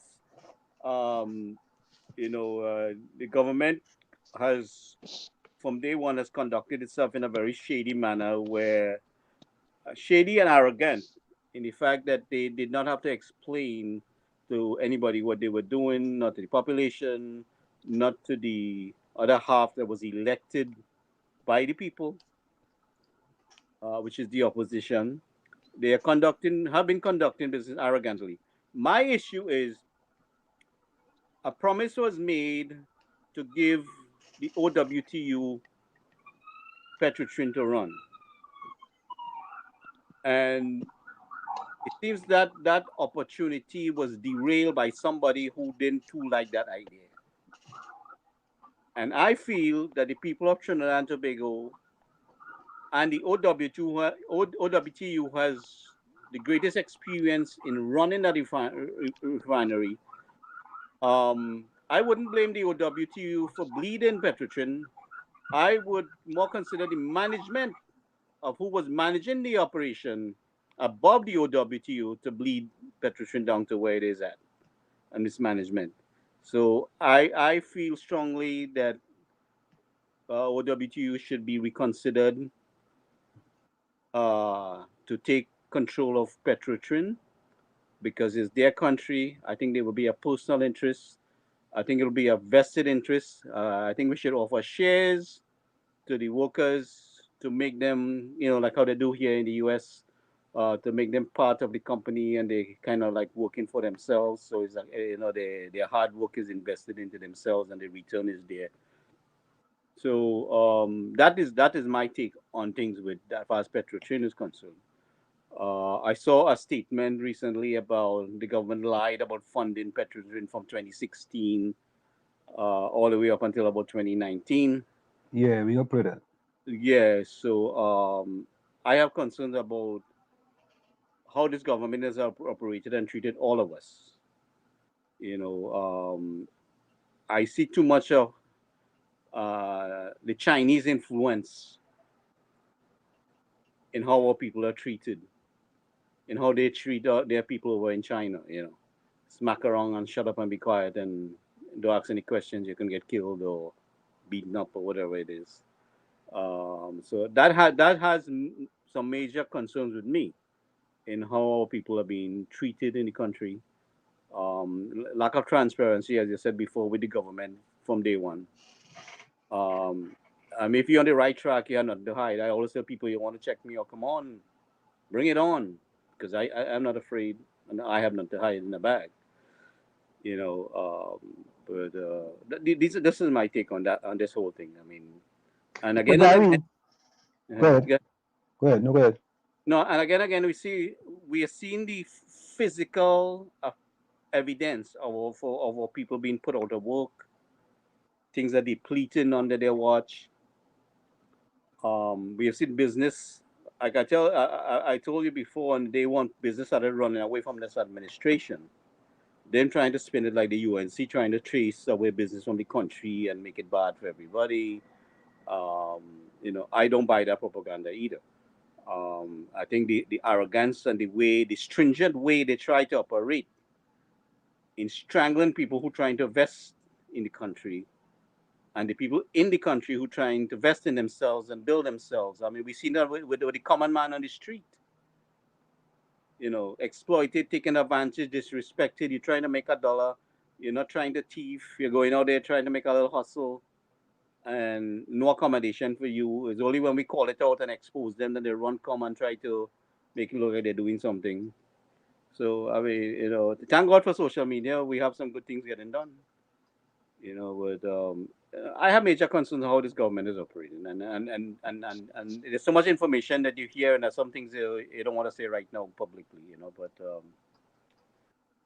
these are my concerns. But go ahead, I'm listening. But Gary, here's my thing, right? The government has to be more transparent, right? But I think when the opposition put things out in the public space that appears to be inaccurate, it doesn't sit well. It doesn't sit well for them. Because, for example, if you're saying that the company is a shell company, right? Now, Rajvi said the company is listed on Reuters, right?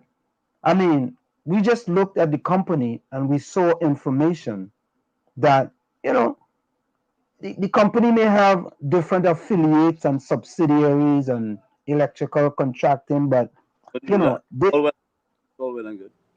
they will be doing a great job for the PR they put out with regards to getting Aruba to at least consider them for that refinery. I mean, they have to be doing a real great con job. Not to say that they can't do it, but they have to be doing a real great con job. It has been done, and Yeah. people start up a business in a hotel suite and make it look good with a big website, and you feel, well, in today's technological world, your numbers can be routed to wherever you are, and you could be on a ship, on a boat, you could be in a cave, but as long as you have internet connection and you could answer the But, phone. but Gary, when I listen to the press conference with Mark Wade and Wait, Dr. Mark. Rudan Munila, right? And I was like, man, this is bad. I ain't gonna lie to you. I'm like, this is really bad. This is bad. This is bad for the country. This is horrible. And when I looked into it, right, I listened to it and then I looked into it and I started Google little things and I say, all right, it looked like they are electrical contractors too, but they're doing business with another island in the Caribbean that has a refinery. They're doing business in Angola with a refinery as well. So there seems to be some. Well, if they're doing business, right? What I don't understand is that if they're a shell company, how could they be doing business with Angola and Aruba? Well, listen to me. They could start up and they get an opportunity, and they make a little score there, and it could be that. I mean, I don't know. So more research has to be done in it. But I would say I'm going to reach out to Dr. Munilal and Mr. Senator Mark, and let them come here and clarify their statements in that press conference, and they have to, So I mean, things need to be clarified because now there are more answers. There are more questions than answers. which Right? we intend to bring some truth to what is really going on. Whether who is right or who is wrong, we want to get to it. I mean, And that's the important thing, Gary. I don't care. I don't care who's right and who's wrong. I am more interested for the people of Trinidad and Tobago to get the truth. And Gary, you made a point, right? I agree with you full 100. I would like to see Patriotic Energies, right, be the owner of that refinery. At least we'll keep it in the hands of our citizens of Trinidad and Tobago. And to me, that is more important more than anything else. And I think the government is making a colossal mistake Spanish. in getting an outsider to come and run the refinery. I agree with you and Gary on that one because it's like a reversal of what was fought so hard for to get it out of Texaco hands and make it ours. These now people have we all just the experience. going backwards. I think it's too much disrespect for the oil fields. Yeah, but not only that though. Not only that though. But not only that, did Dr. Rowley actually deceive those people, boy? Was he disingenuous to those people? Absolutely.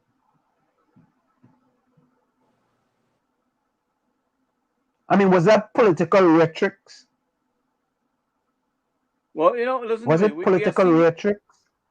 We have seen the man, hasn't kept his word. He has brought so much untruths that you really, you try to work with him. He's the prime minister of the country. The thing about it is, if the communication was good, we could have avoided him a lot of trouble. But he does not. He's not interested in that. He's entrusted with certain people, and you don't want to hear from nobody. So he's gonna have to break his own fall because a lot of us could have saved him all that trouble if they had collaborated, right? So I mean, that's a lost cause at this point. They go in the direction they're going with, and I don't know. I mean, it's so much arrogance, with the politicians on the ground there that they want me to invest our money in, but they don't want to take no ideas and suggestions from me, and we have no say. And I can't continue this way at all. So we had to draw the line. We had to call them out on it. You say we can't continue this way. I was saying it earlier when at the top of the show. It looked like we like it so, because if they can get away with it and nothing happens, then we like it so. Because they like everything so. Nobody wants to tackle the issues that need tackling. And when you say something, everybody wants to choke you. Right, because for the most part, look how long it took with this back and forth with this oil field, this refinery, that when the longer you stay or you wait to get it up and running, the more expensive it's going to be. And that expense is not thousands, it's talking about millions. So it just move it further away from the local hands by holding off longer, having it inoperable. But you know something? Jarvis Mark just raised a point, right? I think this is a great point. The government will not give the trade union the refinery unless the citizens demand it. It is our money. We should have a say. I agree with that. Full 100. When the citizens going to rise up and support? When are we going to rise up? And to me, this is something they should have been marching for day in, day out. It should have been one march a week for this. We marching for all the wrong reasons in Trinidad and Tobago. I keep telling them that, They're marching for all the wrong reasons. Right? And then, where, Tommy? Citizens have to really come to the terms that anybody who invests in that oil refinery is going to make a profit as long as it's managed properly. And the same would happen, except that when it's outside invested, that means the profit leaves the country. But when it's inside, in-house, then the profits would remain in the country to build the country and to better the lives of the investors who are living in the country. You see, people, they have to really think about things in the right way. And they just don't. So are we to believe what Ellis is saying? We are programmed to be cowards, so don't expect to rise up for anything. Exactly. Yeah. Is that true, Diana? Yeah. It's Yeah. We are exactly so. Yeah. programmed to be cowards, Diana? Yeah. No, no, Programmed to no, be no, no, cowards. no. Yeah. No, Yeah. no, no. I could not. I Yeah. don't believe that. Yeah. You're Exactly. programmed to be coward. You're not supposed to say nothing, do nothing, comment on nothing. Yeah, hush them out. Yeah. Listen, That's what I feel. we live out Because here in the United States, and we encounter a lot of other people from the Caribbean. We know the Jamaican. I'm not ashamed to say the Jamaicans has always had opinions about us as Trinidadians, and they always look at us as coward because yeah, that's what we display, cowardice. Lime and river and carnival and party and yeah, No, not serious folk. No. Mm-mm. all of making me vex and all of getting me vex now. All No, of, all of, the truth is an You get offense. they get you vexed. They get you vexed. I made a post this no, week that get a whole heap of people vexed. The truth is And an I was offense. called no, but I was called a racist for making that point. Diana, Even really if a Caribbean consortium. Tommy, wait, Glengarry too. That post on the occasion of the recognition of Indian Arrival Day was untimely. Untimely. All right. Okay, I'm listening. You talk. I'm listening. And it came I'm listening. It made you look really bad. It made all of us look bad because we took a little while here to build a reputation on this platform here. no, Gary. Well, how Gary, you know? Look what you let me said. say something. Let me say this, Gary. Let me say this. Let me say this. I want to say this. Go ahead. I want to say this. In this world, we all have opinions.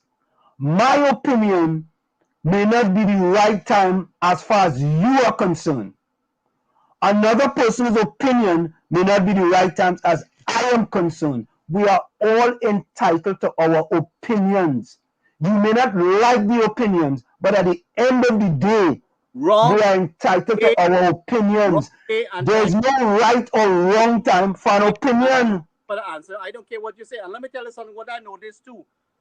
A lot of people in Trinidad and Tobago don't want the recognition of Indian Arrival Day in the country. The PNM came in, Mr. Manning removed the Indian from Gary, the Arrival Day. that is absolutely incorrect. Mr. Manning removed the Indian from the Indian Arrival Day.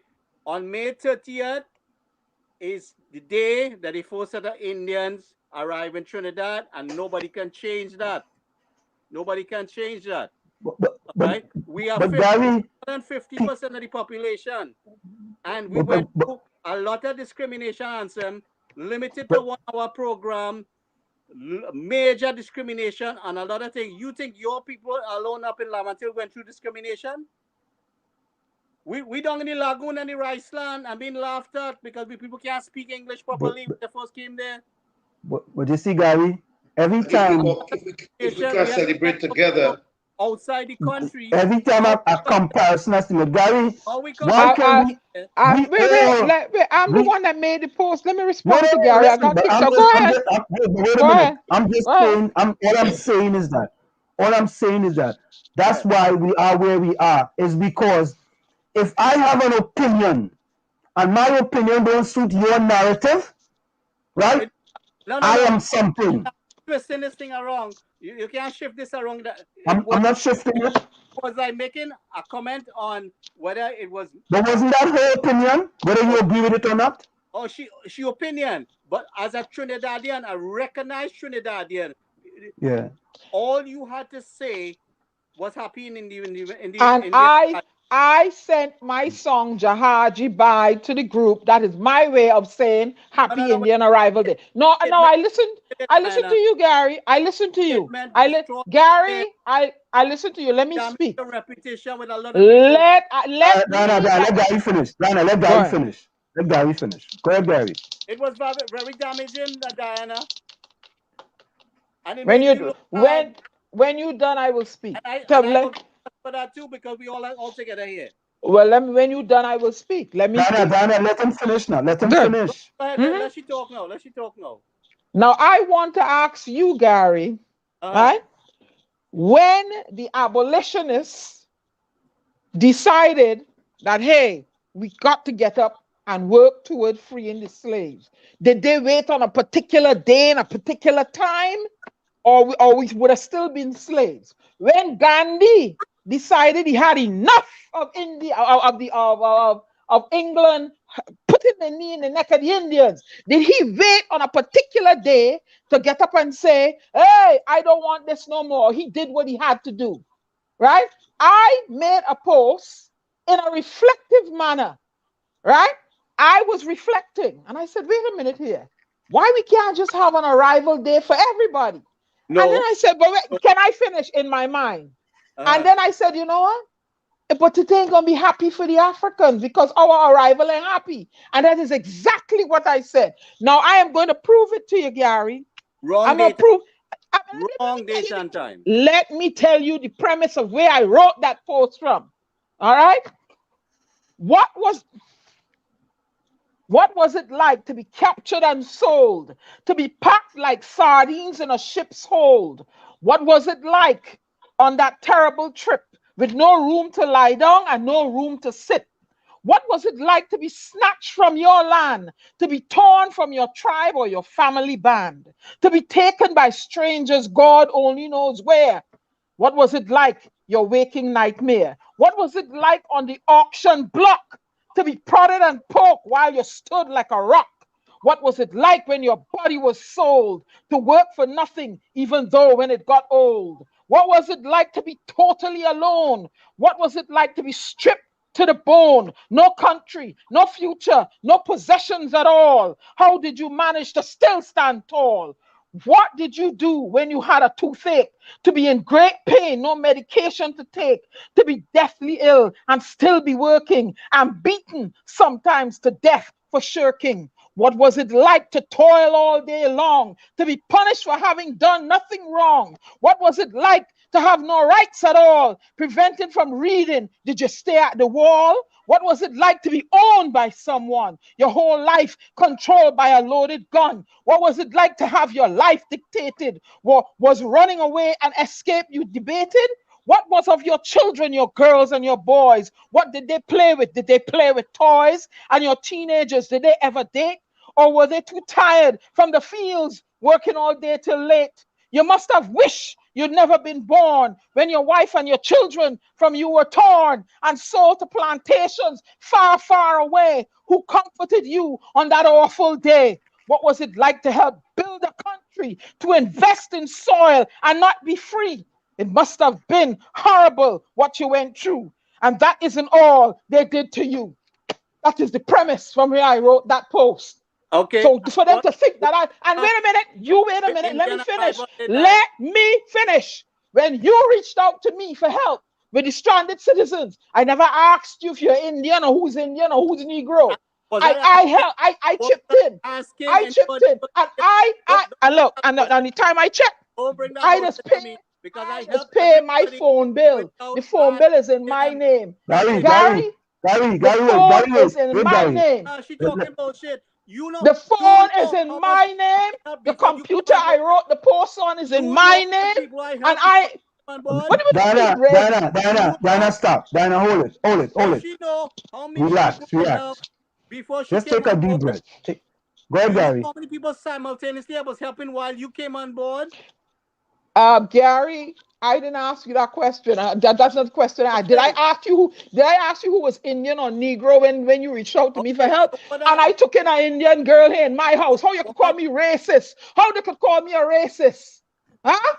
Did I ask you who she was before I took her in my home? Tell me yes or no. It meant you made yesterday damage you a whole lot. And you don't accept that.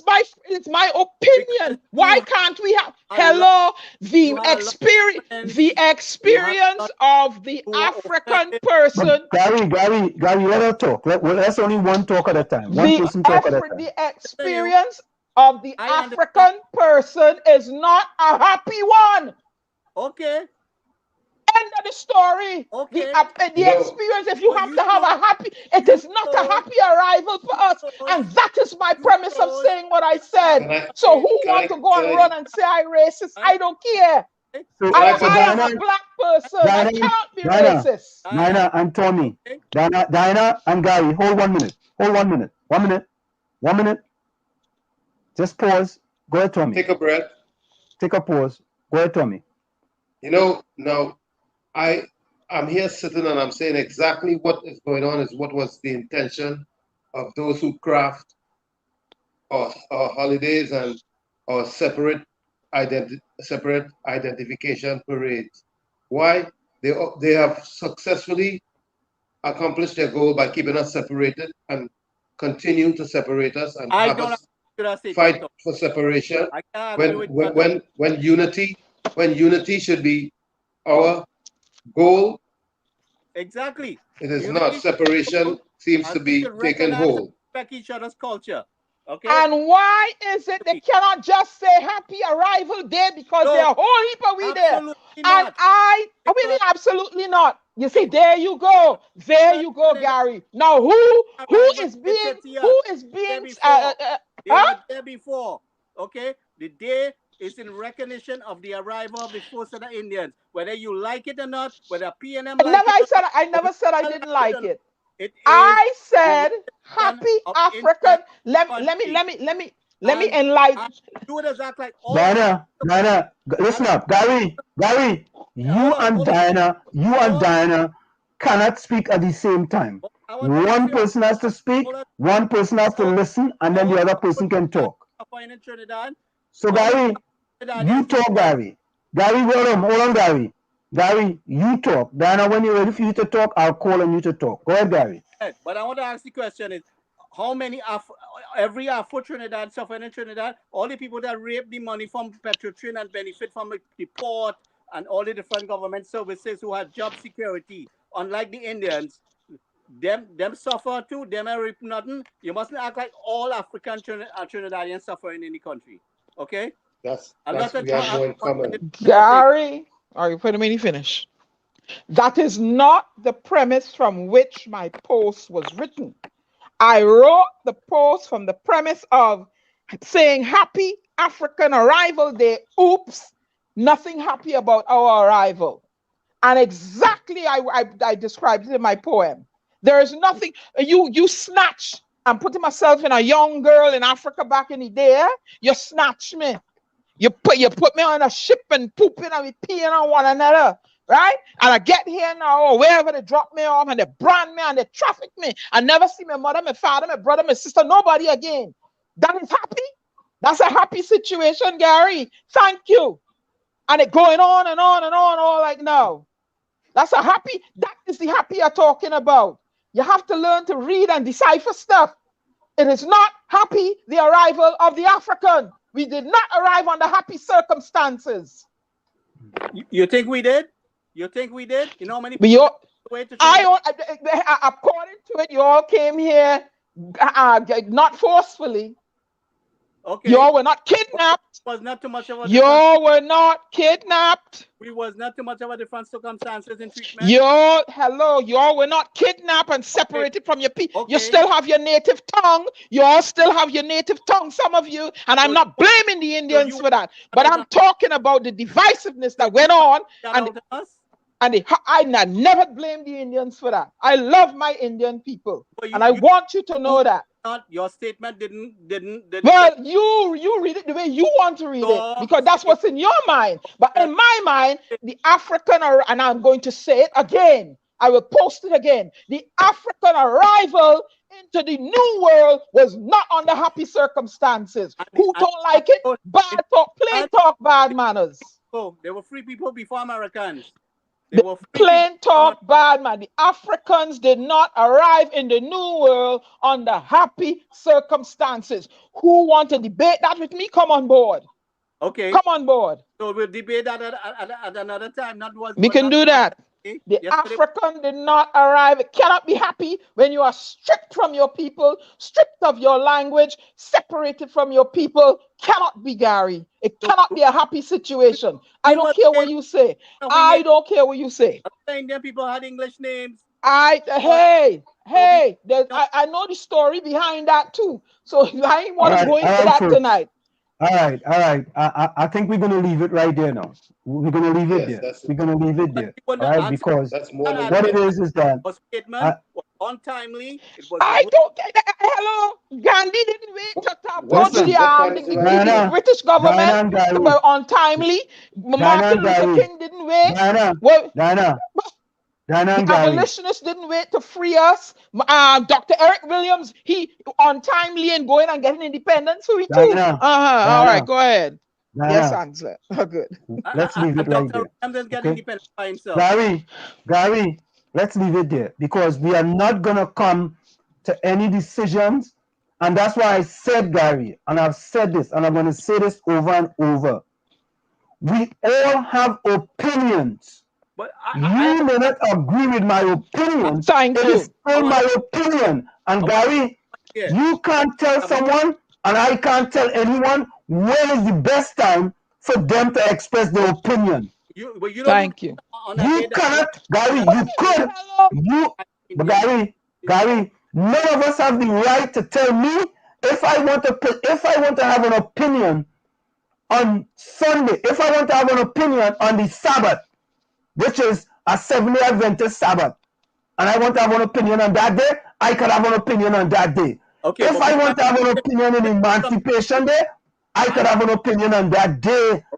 Okay. But I know you are entitled to your opinion. Thank you. And I don't. Diana, we done. We done this. Look, Diana, this is the first time I'm going to tell you guys. If we continue on this road, I'm going to mute your mics. Okay? Thank you.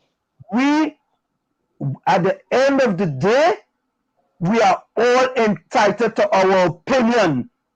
And we are entitled to our opinion whenever we want to give that opinion. People can say what is the right time for that opinion. The right time for your opinion is when you give your opinion.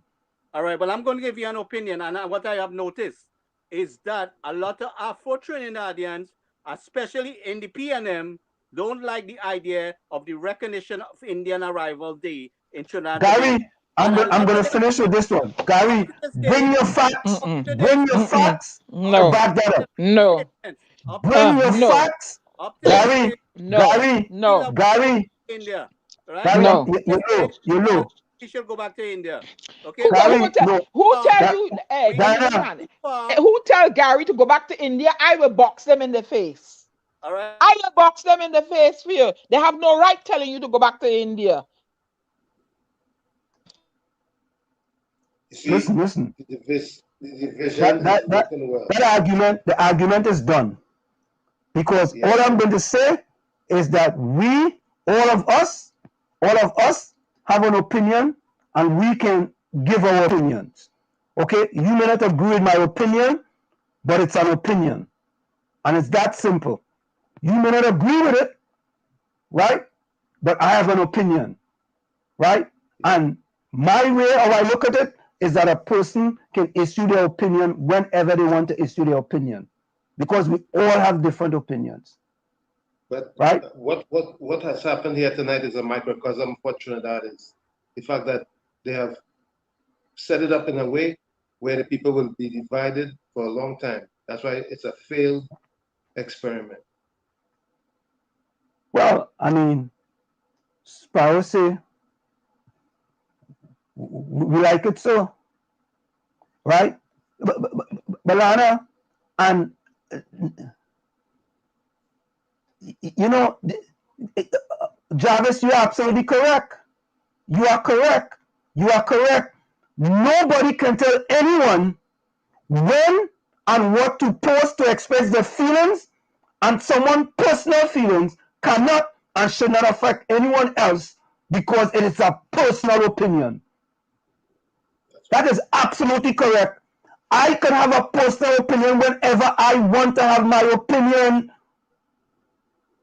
That is why you have it's called your opinion. You could say, well, listen, boy, you know, maybe you should not say it there, maybe you should not say it then, but that's my opinion.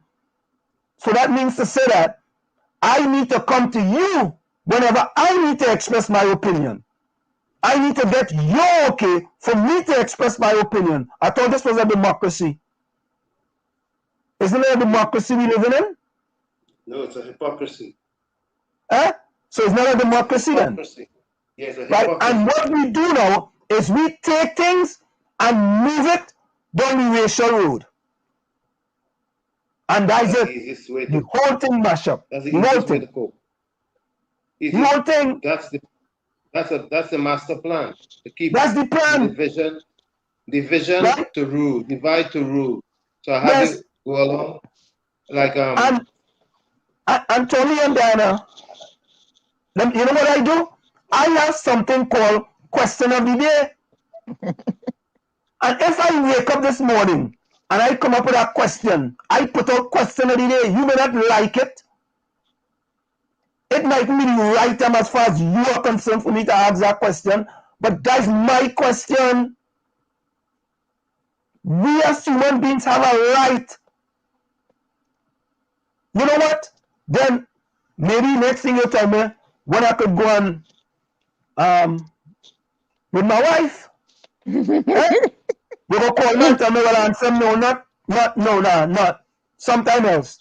Well, we just have to keep it real, man. I don't know how that get offensive If you have a question, are racist. All I said was happy African arrival day. Take it as an opinion. Nothing happy about our arrival. Take it as an opinion and keep it moving. Yeah. Keep it moving. I don't know how I get racist or racist my foot. Happy African arrival day. Oops, nothing happy about our arrival. There was nothing, and I displayed it in the poem I read. And I was reading about. I said, well, you know, but you know why they can't. And I saw Fitzgerald Hines put a post, "Happy Arrival Day." He left out the Indian, and there was a backlash to that. But Diana, Troy Smith just have an opinion. Lennox Smith have an opinion that the Prime Minister is a rapist. Right? That's his opinion. Right? Many people are upset with Lennox Smith for that opinion. But you know what? That's Lennox Smith's opinion.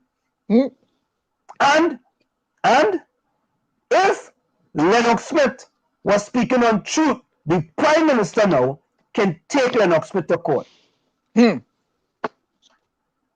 But that is Lennox Smith's opinion. That is his opinion. And you may not like his opinion. Many people don't like his opinion, but that is his opinion. And if the opinion I made is a statement of fact, it was not a happy time for when we were arriving. And that's it. Happy could not be there. So I don't know where everybody goes, oh, Diana's a racist. I'm a black woman, I can't be racist. And I told all you, an Indian woman sent me to school and make sure I had food to eat and books. I cannot be ungrateful. And the Bible says ungratefulness is worse than witchcraft free. But Diana, Lana says this, yesterday should be our arrival day for Indians, African, Chinese, etc. Let me ask the question now. This is my opinion now.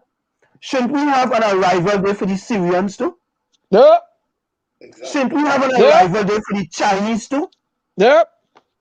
I'm asking a question. You see, that's my opinion. You see, so exactly what I'm saying? We all have opinions, and you may not agree with people's opinions, but you have to see maybe you know. Let me think about that, boy. Maybe that make me think a little bit, critical thinking. You know what? Maybe the Syrians need to go to the government and ask for a Syrian arrival day. And the Japanese.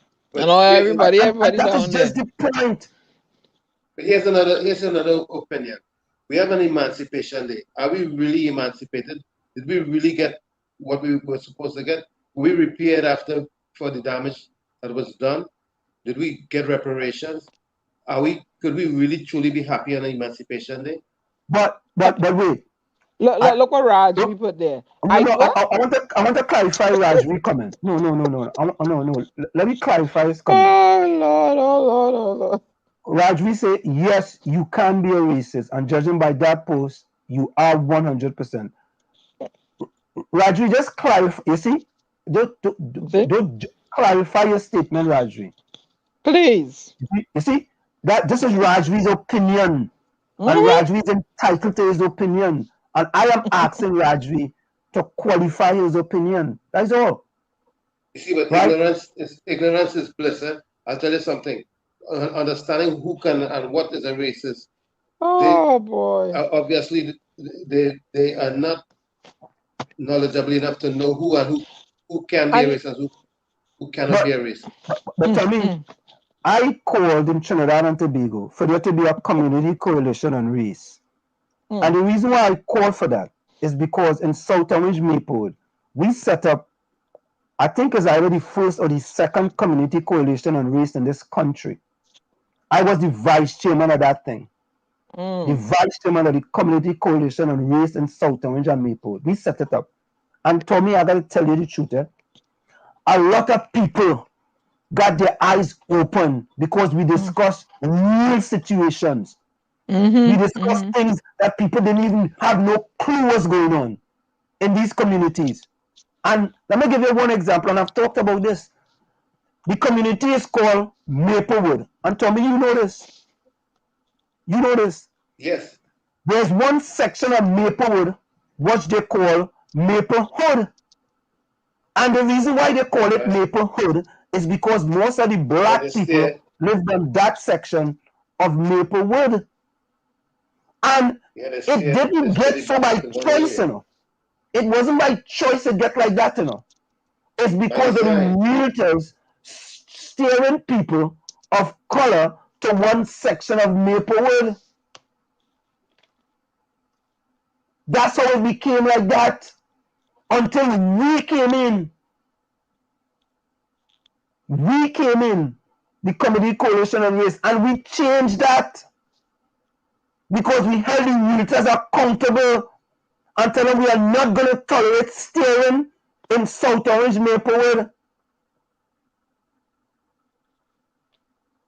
So we have to address issues in Trinidad and Tobago. But you see, it's the politicians. The politicians are responsible for us in this quagmire. And we allow the politicians to allow us to divide us. We allow them to do that. Yeah, that's exactly what's going on. You see what happened with, and they are going to continue to divide us. Exactly. Oh boy, I'm a racist. Woo! I'm a black woman. You ever have a black racist? Raju, say what? At WZYE TV, if you post that at your college, what they say? Post what? What I might post. If I post it? Yeah. Happy African arrival. They nothing happy about our arrival. I don't know what they will say. I don't. I really can't go into them days and tell you what they will say. I don't know. I really don't know. You see, that's the thing. Me personally, I don't try to go in nobody's brains and think what they will think, right? Thank you, Ellis. Thank you, Ellis. See what Ellis said? We have no racism in Trinidad. Some of us are plain and we tail. Racism is when the KKK on your lawn shouting the N-word. I have never referred to any Indian by the C word. And anybody that knows me will tell you that. Okay? So you get it straight, Raj V. And I went to school with a whole heap of Indian girl that made sure I had food to eat. Some days I didn't have nothing. So don't go there with me. Don't you go there with me. That's your opinion. But don't call me no racist. It's ignorance. You cannot call me a racist. You can't. Ignorance is Diana, that's your opinion, but I disagree with it. I would say this, sir. I would say I'm 100%. I have been called a racist. And I simply say to those individuals, I said, boy, you know, I don't know what I could be prejudiced or biased. I could be prejudiced, but I cannot cannot be be racist. racist. Nope. I can They be don't prejudiced, but I understand what it cannot be means. racist. They don't understand what it means. I said before, it's ignorance that caused these statements to be bandied about us as if they're And experts on. I was reflecting and I said, but the Chinese ain't had none, the Syrian, the African. And then I said, but when we came, it wasn't a happy occasion for us at all, boy. I wonder how we go celebrate a happy African arrival day. That is exactly what I said in my head. And then I went and I craft my post to stir people from their complacency. So you see what it did? It caused this backlash of, no, and I noticed whenever Africans, we stand up and we want to, for the African race, we racist. We racist. No, we're not supposed to say nothing. But this has to be aired. This has to be. Nah. This has to come out. We really have to stop. And yep. We have to understand that at the end of the day, right, when we allow things like this to separate us even more, right? I mean, if you want to say something during Black History Month, you can say. Yeah. I mean, if you want to say something, so that's your opinion. That's your opinion. Right? Is February the 1st better than February the 22nd? Is February 15th better than February 28th? I want to know when the freedom fighters in the past, if they decide, we ain't gonna do that today. When the abolitionists decide, you know what, this is enough. The people getting treated bad. We go wait 5 years down the road. And decide. I think we have to. We have to. And I learned a lot from being on the Community Coalition on Race in South Orange and Maplewood. And we did some significant changes and we dealt with the hard facts. We dealt with serious facts that for years people didn't want to deal with. Years they were turning their backs on it and they didn't want to deal with it. They didn't want to deal with it, but we deal with it. But Trinidad and Tobago is different. And Rajvi, all lives do matter. All lives. And let me tell you, I have been discriminated against in this country and not by Indian people. But Diana, okay? I'm not gonna go down the road. I'm not gonna go down the road at the All Lives Matter and the Black Lives Matter. You know why? Because you see, if you live in this country, you are black, you will understand when they say Black Lives Matter. If you live in this country and you have 2 black kids like I do, you will understand when they say Black Lives Matter. If you live in this country and you are black like I am, and when I drive out, when I leave my home, and I get on the street, and I see a police car behind me, I am immediately scared. In this climate. Scared. And in this climate now, Black Lives Matter. And in this climate now where you have young white males going into towns, driving 200 miles and scoping out, and he did all the homework to go and kill black people, you will understand and empathize with us. Whenever I go into a store now, you should see me scope. I don't jump out my car right away. I scope the parking lot. And I go in, before I go in an aisle, I scope the aisle. And I start profiling them because it's me, I'm a target. I'm targeted. But Diana, when we talk about racism in the United States of America, it's totally different when you talk about racism in Trinidad and Tobago. Yes, a different, It's a whole different ball game. And anyone that lived in this country will tell you the things that certain races have to go through. Now, I can go to the mall and I can have $6 million in my pocket. Yep. There's a great possibility I will be profiled at that mall. Yep. If that I you come to shoplift. Outfit, if I want to shoplift, I will be profiled. You come to shoplift. There was a video just going around lately. A young fella went up to this black couple home with a whip, and he was whipping on the door. Yep. And the mother saw him through a ring video. And the father went over to talk to the another father about his son coming with a whip. The man take up the gun and shoot a warning shot, yes? Yep. A warning shot. All you listen. Look, watch me now. When I first moved into this new place I bought, I tell all you the idea is a small town, eh? I'm a 6% in where I am, eh? And a policeman is at my door. And he hand on his side, and I'm like, I call my FBI cousin and put it on live. Let him hey, what's going on. And I'm home because they're shooting in your home. Y'all have to understand. And I say, yes, sir. Can I help you, sir? I call him loud. Oh, they're checking the registration they're looking for Wayne McDonald. Wayne, I don't know no Wayne McDonald. That the wrong name you're asking for. Now listen to this, right? Ellis says, correct answer. Hulsi Bagan make plenty African get busted when she say Rasta leaving Lavanti and rape a East Indian. When police hold them, it was some East Indian fella wearing a wig. Oh God. Yeah. So and I always say this. I am not a painter and I don't paint broad brushes. I don't paint broad brushes because there's bad in every society. There's bad in every society. But we have to get to that place where we are not so thick-skinned. Not thick-skinned, yep. Thin-skinned. Thin-skinned, yeah. Thin-skinned.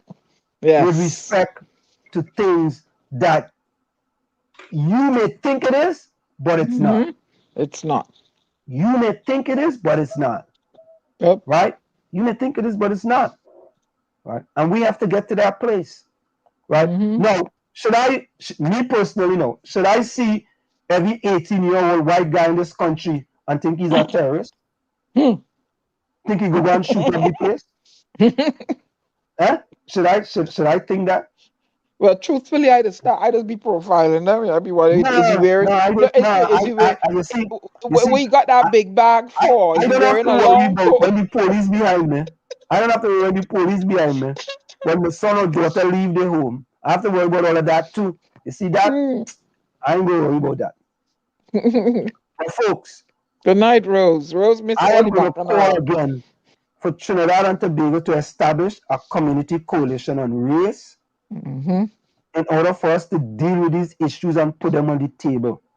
Yes. And talk about these issues and deal with these issues. Right? Because we are dealing with these issues. We have one certain type of lens that's blinding us when it comes to these issues. Oh, yes. Right? And we shouldn't allow lens to blind us when it comes to these issues. We have to put these things on the table and address it. And I can say, kudos to South Orange and Maplewood, because they put these issues on the table, they addressed it, and they kept it moving. Now, I can tell you now, if you go to Maplewood, what they call it Maplewood, right? It have plenty white people living in them section, and the houses are expensive too bad. Plenty white people living in there. Because you know why now? The realtors are showing people where you can afford. If in this section a house is 400 or 500,000 or 600,000 and you can afford it, they're showing you wherever you can afford. And that's it. That's it. But we need to discuss these issues, and we don't need to be emotional when we discuss these issues, because we have to be able to have these type of discussions. It's important, because we really don't have these type of discussions in Trinidad and Tobago. Nope. We don't, right? We are, we really and truly, and Lana, you are correct. We have to put down this racism mantle. You understand? Because we in this country, we in this country, you know, listen, I went to Dr. a Morgan Joe wrote a predominantly book. white school. The school I attended, Seton University, from 1978 to 1982, was about 99% white. You could have, the people who were attending that school were either on scholarship, basketball scholarship, track and field scholarship, right? Or, right, there was an EOP program. Many of us could not afford Seton Hall back then. But things have changed now, and Seton Hall has become a more diverse university. Yep. Right? But getting back to Trinidad, Dr. Joe Morgan Joe, God rest his soul, wrote a book called Race to the Polls, which addressed some of the issues that needs to be ironed out. And this is a major problem in Trinidad and Tobago. It's the politicians who make sure they keep that race or that racist agenda, so-called racist agenda, alive in Trinidad and Tobago because they think that's the only way they're going to be able to empower themselves. Yep, yep. And we have to understand that. We have to realize that. We have to stop allowing politicians and their rhetoric to divide us. You understand? Right? We have to not allow whoever politician it is, Capiza, it doesn't matter, whichever politician it is. Right? They have politicians on both sides of the divides. Right? Both sides of the divide, they make sure that they keep. Yeah, we you know, you can't pick one side as opposed to the other side, both sides. Keep it race and we have to stop that. Race into the pool. Right? We have to stop that. Top of the hour. So, folks, we're going to go for a quick station identification. It's in the village of the DAG Triplets on WZYE 95.9 FM. We come to every Tuesday, Thursday, and Saturday from 7 to 10 p.m. Stick and stay. Don't go nowhere. We'll be right back after this. All opinions and views expressed by the program participants, including those on social media, are solely their opinions and views and do not reflect the opinions and views of WZYE management and staff. You're listening to WZYE 95.9 FM. You are listening to WZYE 95.9 FM, the most influential name in Caribbean radio in the tri-state area. Broadcasting from East Orange, New Jersey, the most influential name in Caribbean radio, WZYE 95.9 FM. You know, it's interesting, right? that a lot of radio stations have to put these opinions expressed are not necessarily opinions, right? Lana typed it. She was what? Lana typed it. What she do? She typed in the views or something. Look at her. Express Lana typed it in for you. Where'd you put it? Put up there somewhere. The views, what? The opinions are not that of the staff of WZYE or something.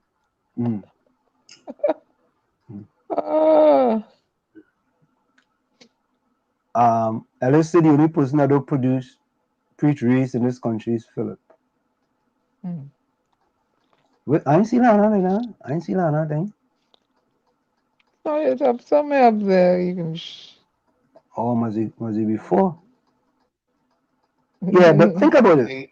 Why, Denise, welcome. Why does radio stations have to put the views and opinions expressed?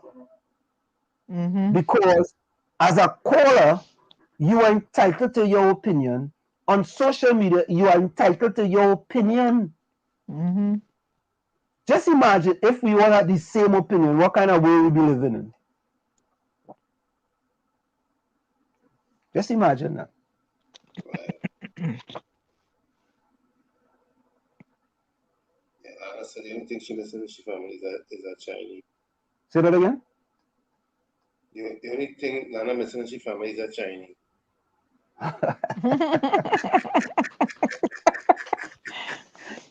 Lana, I checked. Hey, look, you partner fish stick. Fish stick, are you going partner?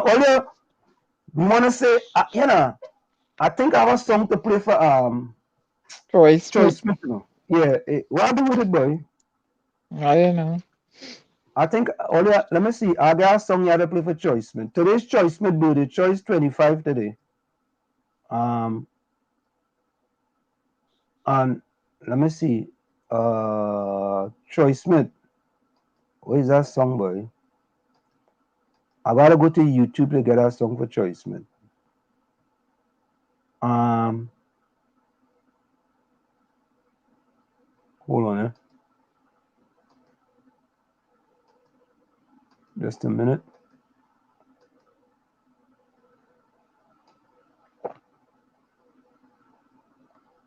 Oh, I want to play this. Listen to this. This is for the PNM from Tobago. Have little prayer cells where people pray fervently and put the party to God, and let us be honest with ourselves. Things went wrong. Let us never for 1 minute forget that. Things went wrong and God was displeased. Political leader of the PNM Tobago. Let me ask a question, right? So, God is only on one side of the political divide. So God was displeased with the PNM, and He was pleased with the PDP. Is that what it is? It sounds that way. That's her opinion. Council Ansel Dennis agreed that the Asking a PNM question. fold in the Sister Isle at times did not obey the constitution of the party. Because if we are honest with ourselves, and as we look back and we look at some of the mistakes that were made, we must admit that at times we did not follow our constitution, and at times we strayed from the right path. Dennis said it is a difficult time to be PNM, as many were losing their jobs because of the color of their jerseys. Also speaking at the Thanksgiving service, Minority Leader Kelvin Morris said, with the party not being as financially viable as before, members must be their brother's keeper. We are in a time where many of our brothers and sisters, they are losing employment, they are losing contracts, they are losing income. And it means those of us who are in a position to assist in one way or the other, we are called to do that kind of reaching out, that kind of support. Elizabeth Williams, TV6 News. So there you have it, folks. All right. So, for closing comments. I hear you, Lana. I hear you. So, Ellis Fistic Rose. Ellis Fistic Rose. Ellis Fistic Rose. Denise G. If you're still there. Ellis Fistic Rose. Denise G. Ellis Fistic Rose. Denise G.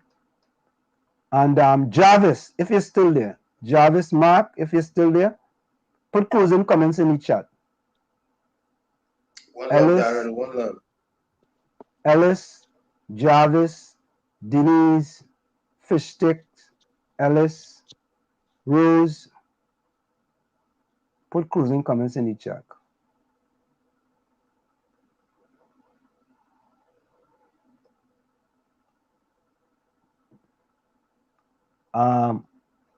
Fishstick says opinion can also be intentional. I kind of agree with Gary on time and place for things.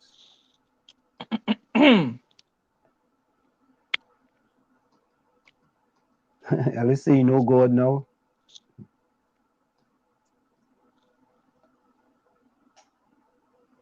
What? Oh, you delete that comment, boy. Oh, Prakash. Prakash, welcome, partner. Prakash says these 2%ers and their 41 puppets. Oh, God. Brackets, you come to get cussed, boy. These 2%ers and your 41 puppets have the TNT population right where they want them. If you look like Kamla in your teeth, it's okay. If you look like Rolly in your teeth, it's okay too. Oh God, Bracky. Bracky, are we right where we want we to, you know, boy? Hey, but listen to this. The Prime Minister talked about, I'm going to play this video next on Tuesday for you guys. The Prime Minister said there's a certain type of secrecy in Parliament where these people in Parliament have certain secrets. There's a kind of a secrecy in Parliament. You understand? Let me see if I get this real quick. A kind of secrecy now. Let me see. Hold on there. Anyway, confession is good for the soul. Let him spill the day. What was that? Confession is good for the soul. Let him confess and tell us the truth. Yeah. Point of care, refinery, Quantum, Watchman Night people. Nah, I didn't put it up. Let me see something. Yeah, this is one. This one is like. Hold on, Let me see if I have it here. What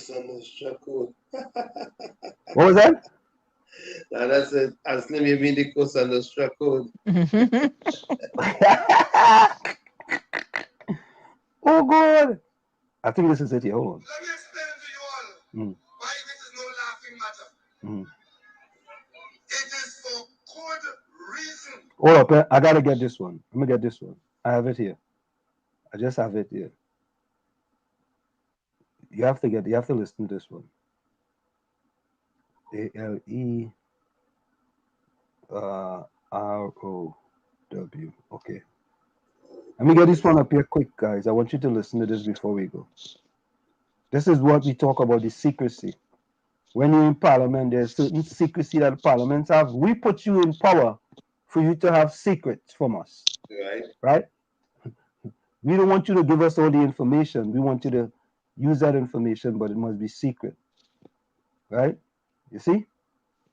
And we elect you, you know. We elect you. When we elect you and we put you in there, we want you to be very secret about your behaviors. Be very secret. Oh God, this thing taking kind of a while, but right? Yeah, but in the meanwhile, put your closing comments in the chat.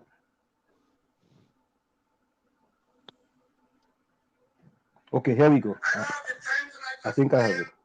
All right, folks. I think I got it. Let me see now. Yeah.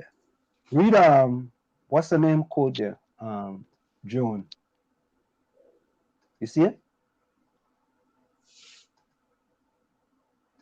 Same Prakash.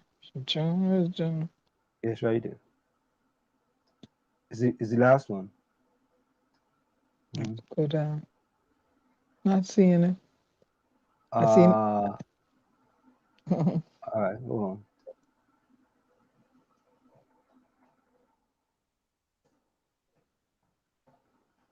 Okay, I think I got it here. Okay, let me put it up now. I can bring it up now. Share video.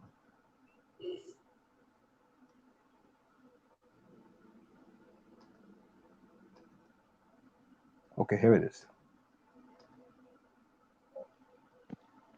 But let me explain to you all why this is no laughing matter. It is for good reason. I don't have the time tonight to explain the reason, but it is for good reason why the cabinet deliberations in this country are secret. Because the cabinet deals with a series of matters that have far-reaching effects and consequences for the lives of every single person in Trinidad and Tobago. And when cabinet makes a decision, it is made by a small group of people who are authorized by you, the people, to be in that cabinet room and together they are joined and severally bound to make that decision on your behalf. It is a dangerous thing if there's any person in that room who is beholding or is being blackmailed by somebody outside of the room. And when a person is serving in the cabinet and they would have done something of which they are ashamed of, or something that could cost them the job, they are exposed to being blackmailed. And the person who has got them in that position could say to them, I want this of you, or I want that of you. I want to know this of you, or I want to know that of you. And because you are afraid that they will expose what you want to hide, you now become a threat to the people of Trinidad and Tobago.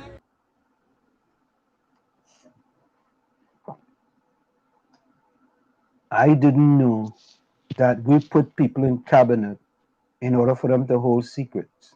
Oh. Tommy, did you know that? News to me. I No, I seriously, I didn't know that. But I mean, wow. Every day we learn something new.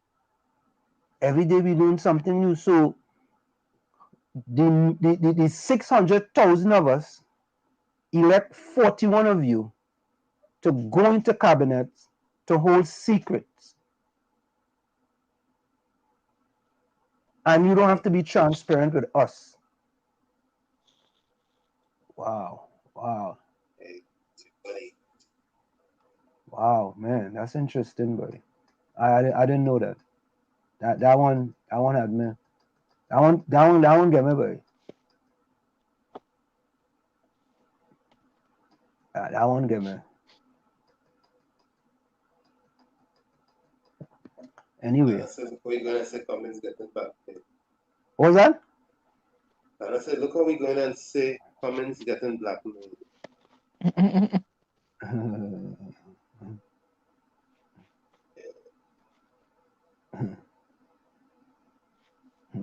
Yeah, boy. Secrecy, boy.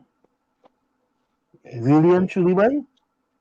Good night, Albert Montano. You mean you go into Parliament and you are supposed to be secret about dealing with the people's money, boy? You're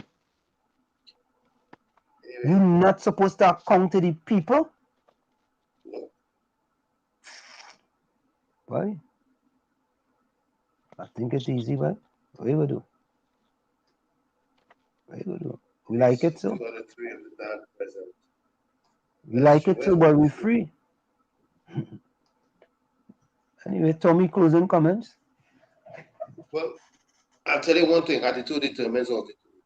But William James says the greatest discovery of any generation is that a human being can alter his life by altering his attitude. I like to say, still, love is the key to life. A pleasant good night to each and every one. It's been a pleasure being here. Look forward to being with you again on Thursday, God. Be safe till then.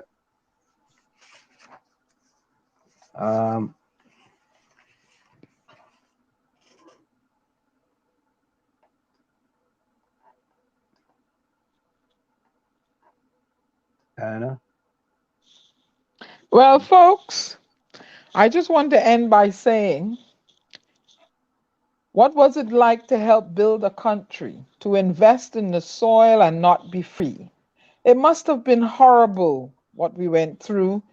And isn't that all they did to you? And that isn't all they did to you. And those that owned you, what were they thinking? Had they no ethics, no conscience, no inkling of the evil they were engaging in? How did they rationalize this terrible sin? From a distance, it's easy to point the finger, but slavery we know continues to linger. The slaves' bodies were owned in their distant times. Today's racists try to enslave people's minds. This is Diana Benskin, your poet and global ambassador. Take time to read and decipher things. Yeah, time and place for everything, but this is, I have the right to my opinion. And hey, we disagree, agree to move on. Have a good night, my beloved people. And I have two Martin Luther King quotes. The ultimate tragedy is not the oppression and cruelty by the bad people, but the silence over that by the good people. And this is most important. The ultimate measure of a man is not where he stands in moments of comfort and convenience, but where he stands at times of challenge and controversy. Let me repeat that. Martin Luther King says, the ultimate measure of a man is not where he stands in moments of comfort and convenience, but where he stands at times of challenge and controversy. I want you guys to think about that, because as we go on in life, we will have to deal with a lot of controversy, and you have to decide how are you going to stand when those controversies come. From where I said this is it, the clock on the wall said that's all I like to say, but I've got to go. Remember, hard work beats talent when talent does not work hard. And for every 60 seconds of anger, you lose 1 minute of happiness. Let me go to the quotes now. Ellis Laborde said, my comments, keep one eye on your enemy, but both eyes on your friends, because those are the people you can't trust. Okay. Denise says a call to action is warranted. We can and must all do better. Full 100. All right, guys, Ellis comments. Let me put that up on the screen. Lana said, we must look ahead to success, but not forget yesterday's mistakes. Moving forward with a purpose is important. So true, Lana. Right. And Lana also said, history is there for a reason. Our future came from that history. Don't forget that. Love you all. Thank you, Lana. Rose says, when I sing an Indian song, I'm Indian. When I eat kuku and kalalu, I'm African. When I go parang, I'm Spanish. When I think I'm superior to all, I'm white. And when I dance without music, I'm Chinese. I like that. That's a good one. That's a good one, Rose. In history, we can no longer dwell on the divisive politics of the past, but must focus on TT's bright and promising future. Full 100. Yeah. Okay.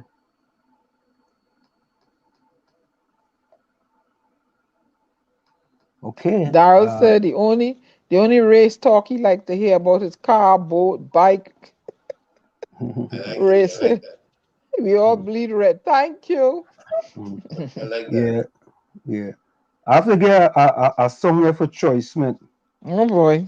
Troy Smith sent me this song here. Oh, I think I still have it right there. Troy, all your Troy Smith happy 25th birthday. And why are you singing out the people he age? I mean he age. But the man, so if really age? Telling people he age. No, I ain't telling people he age. I'm telling people how young he is. Let me see. All right, that one going there. So you know, maybe I should just play this in YouTube, you know. Yeah, let me do that. If I look for it in YouTube, YouTube just takes so long sometimes, man. Now let me just send it to myself. I thought I did this earlier, you know. Troy. Happy birthday to you. Happy birthday. Happy birthday, dear Troy. Happy birthday. How old are you now? How old are you now? How old are you now? How old are you now? Is it 20? Is it what? What key are you singing in? Eh? What key are you singing in there again? That is a low key.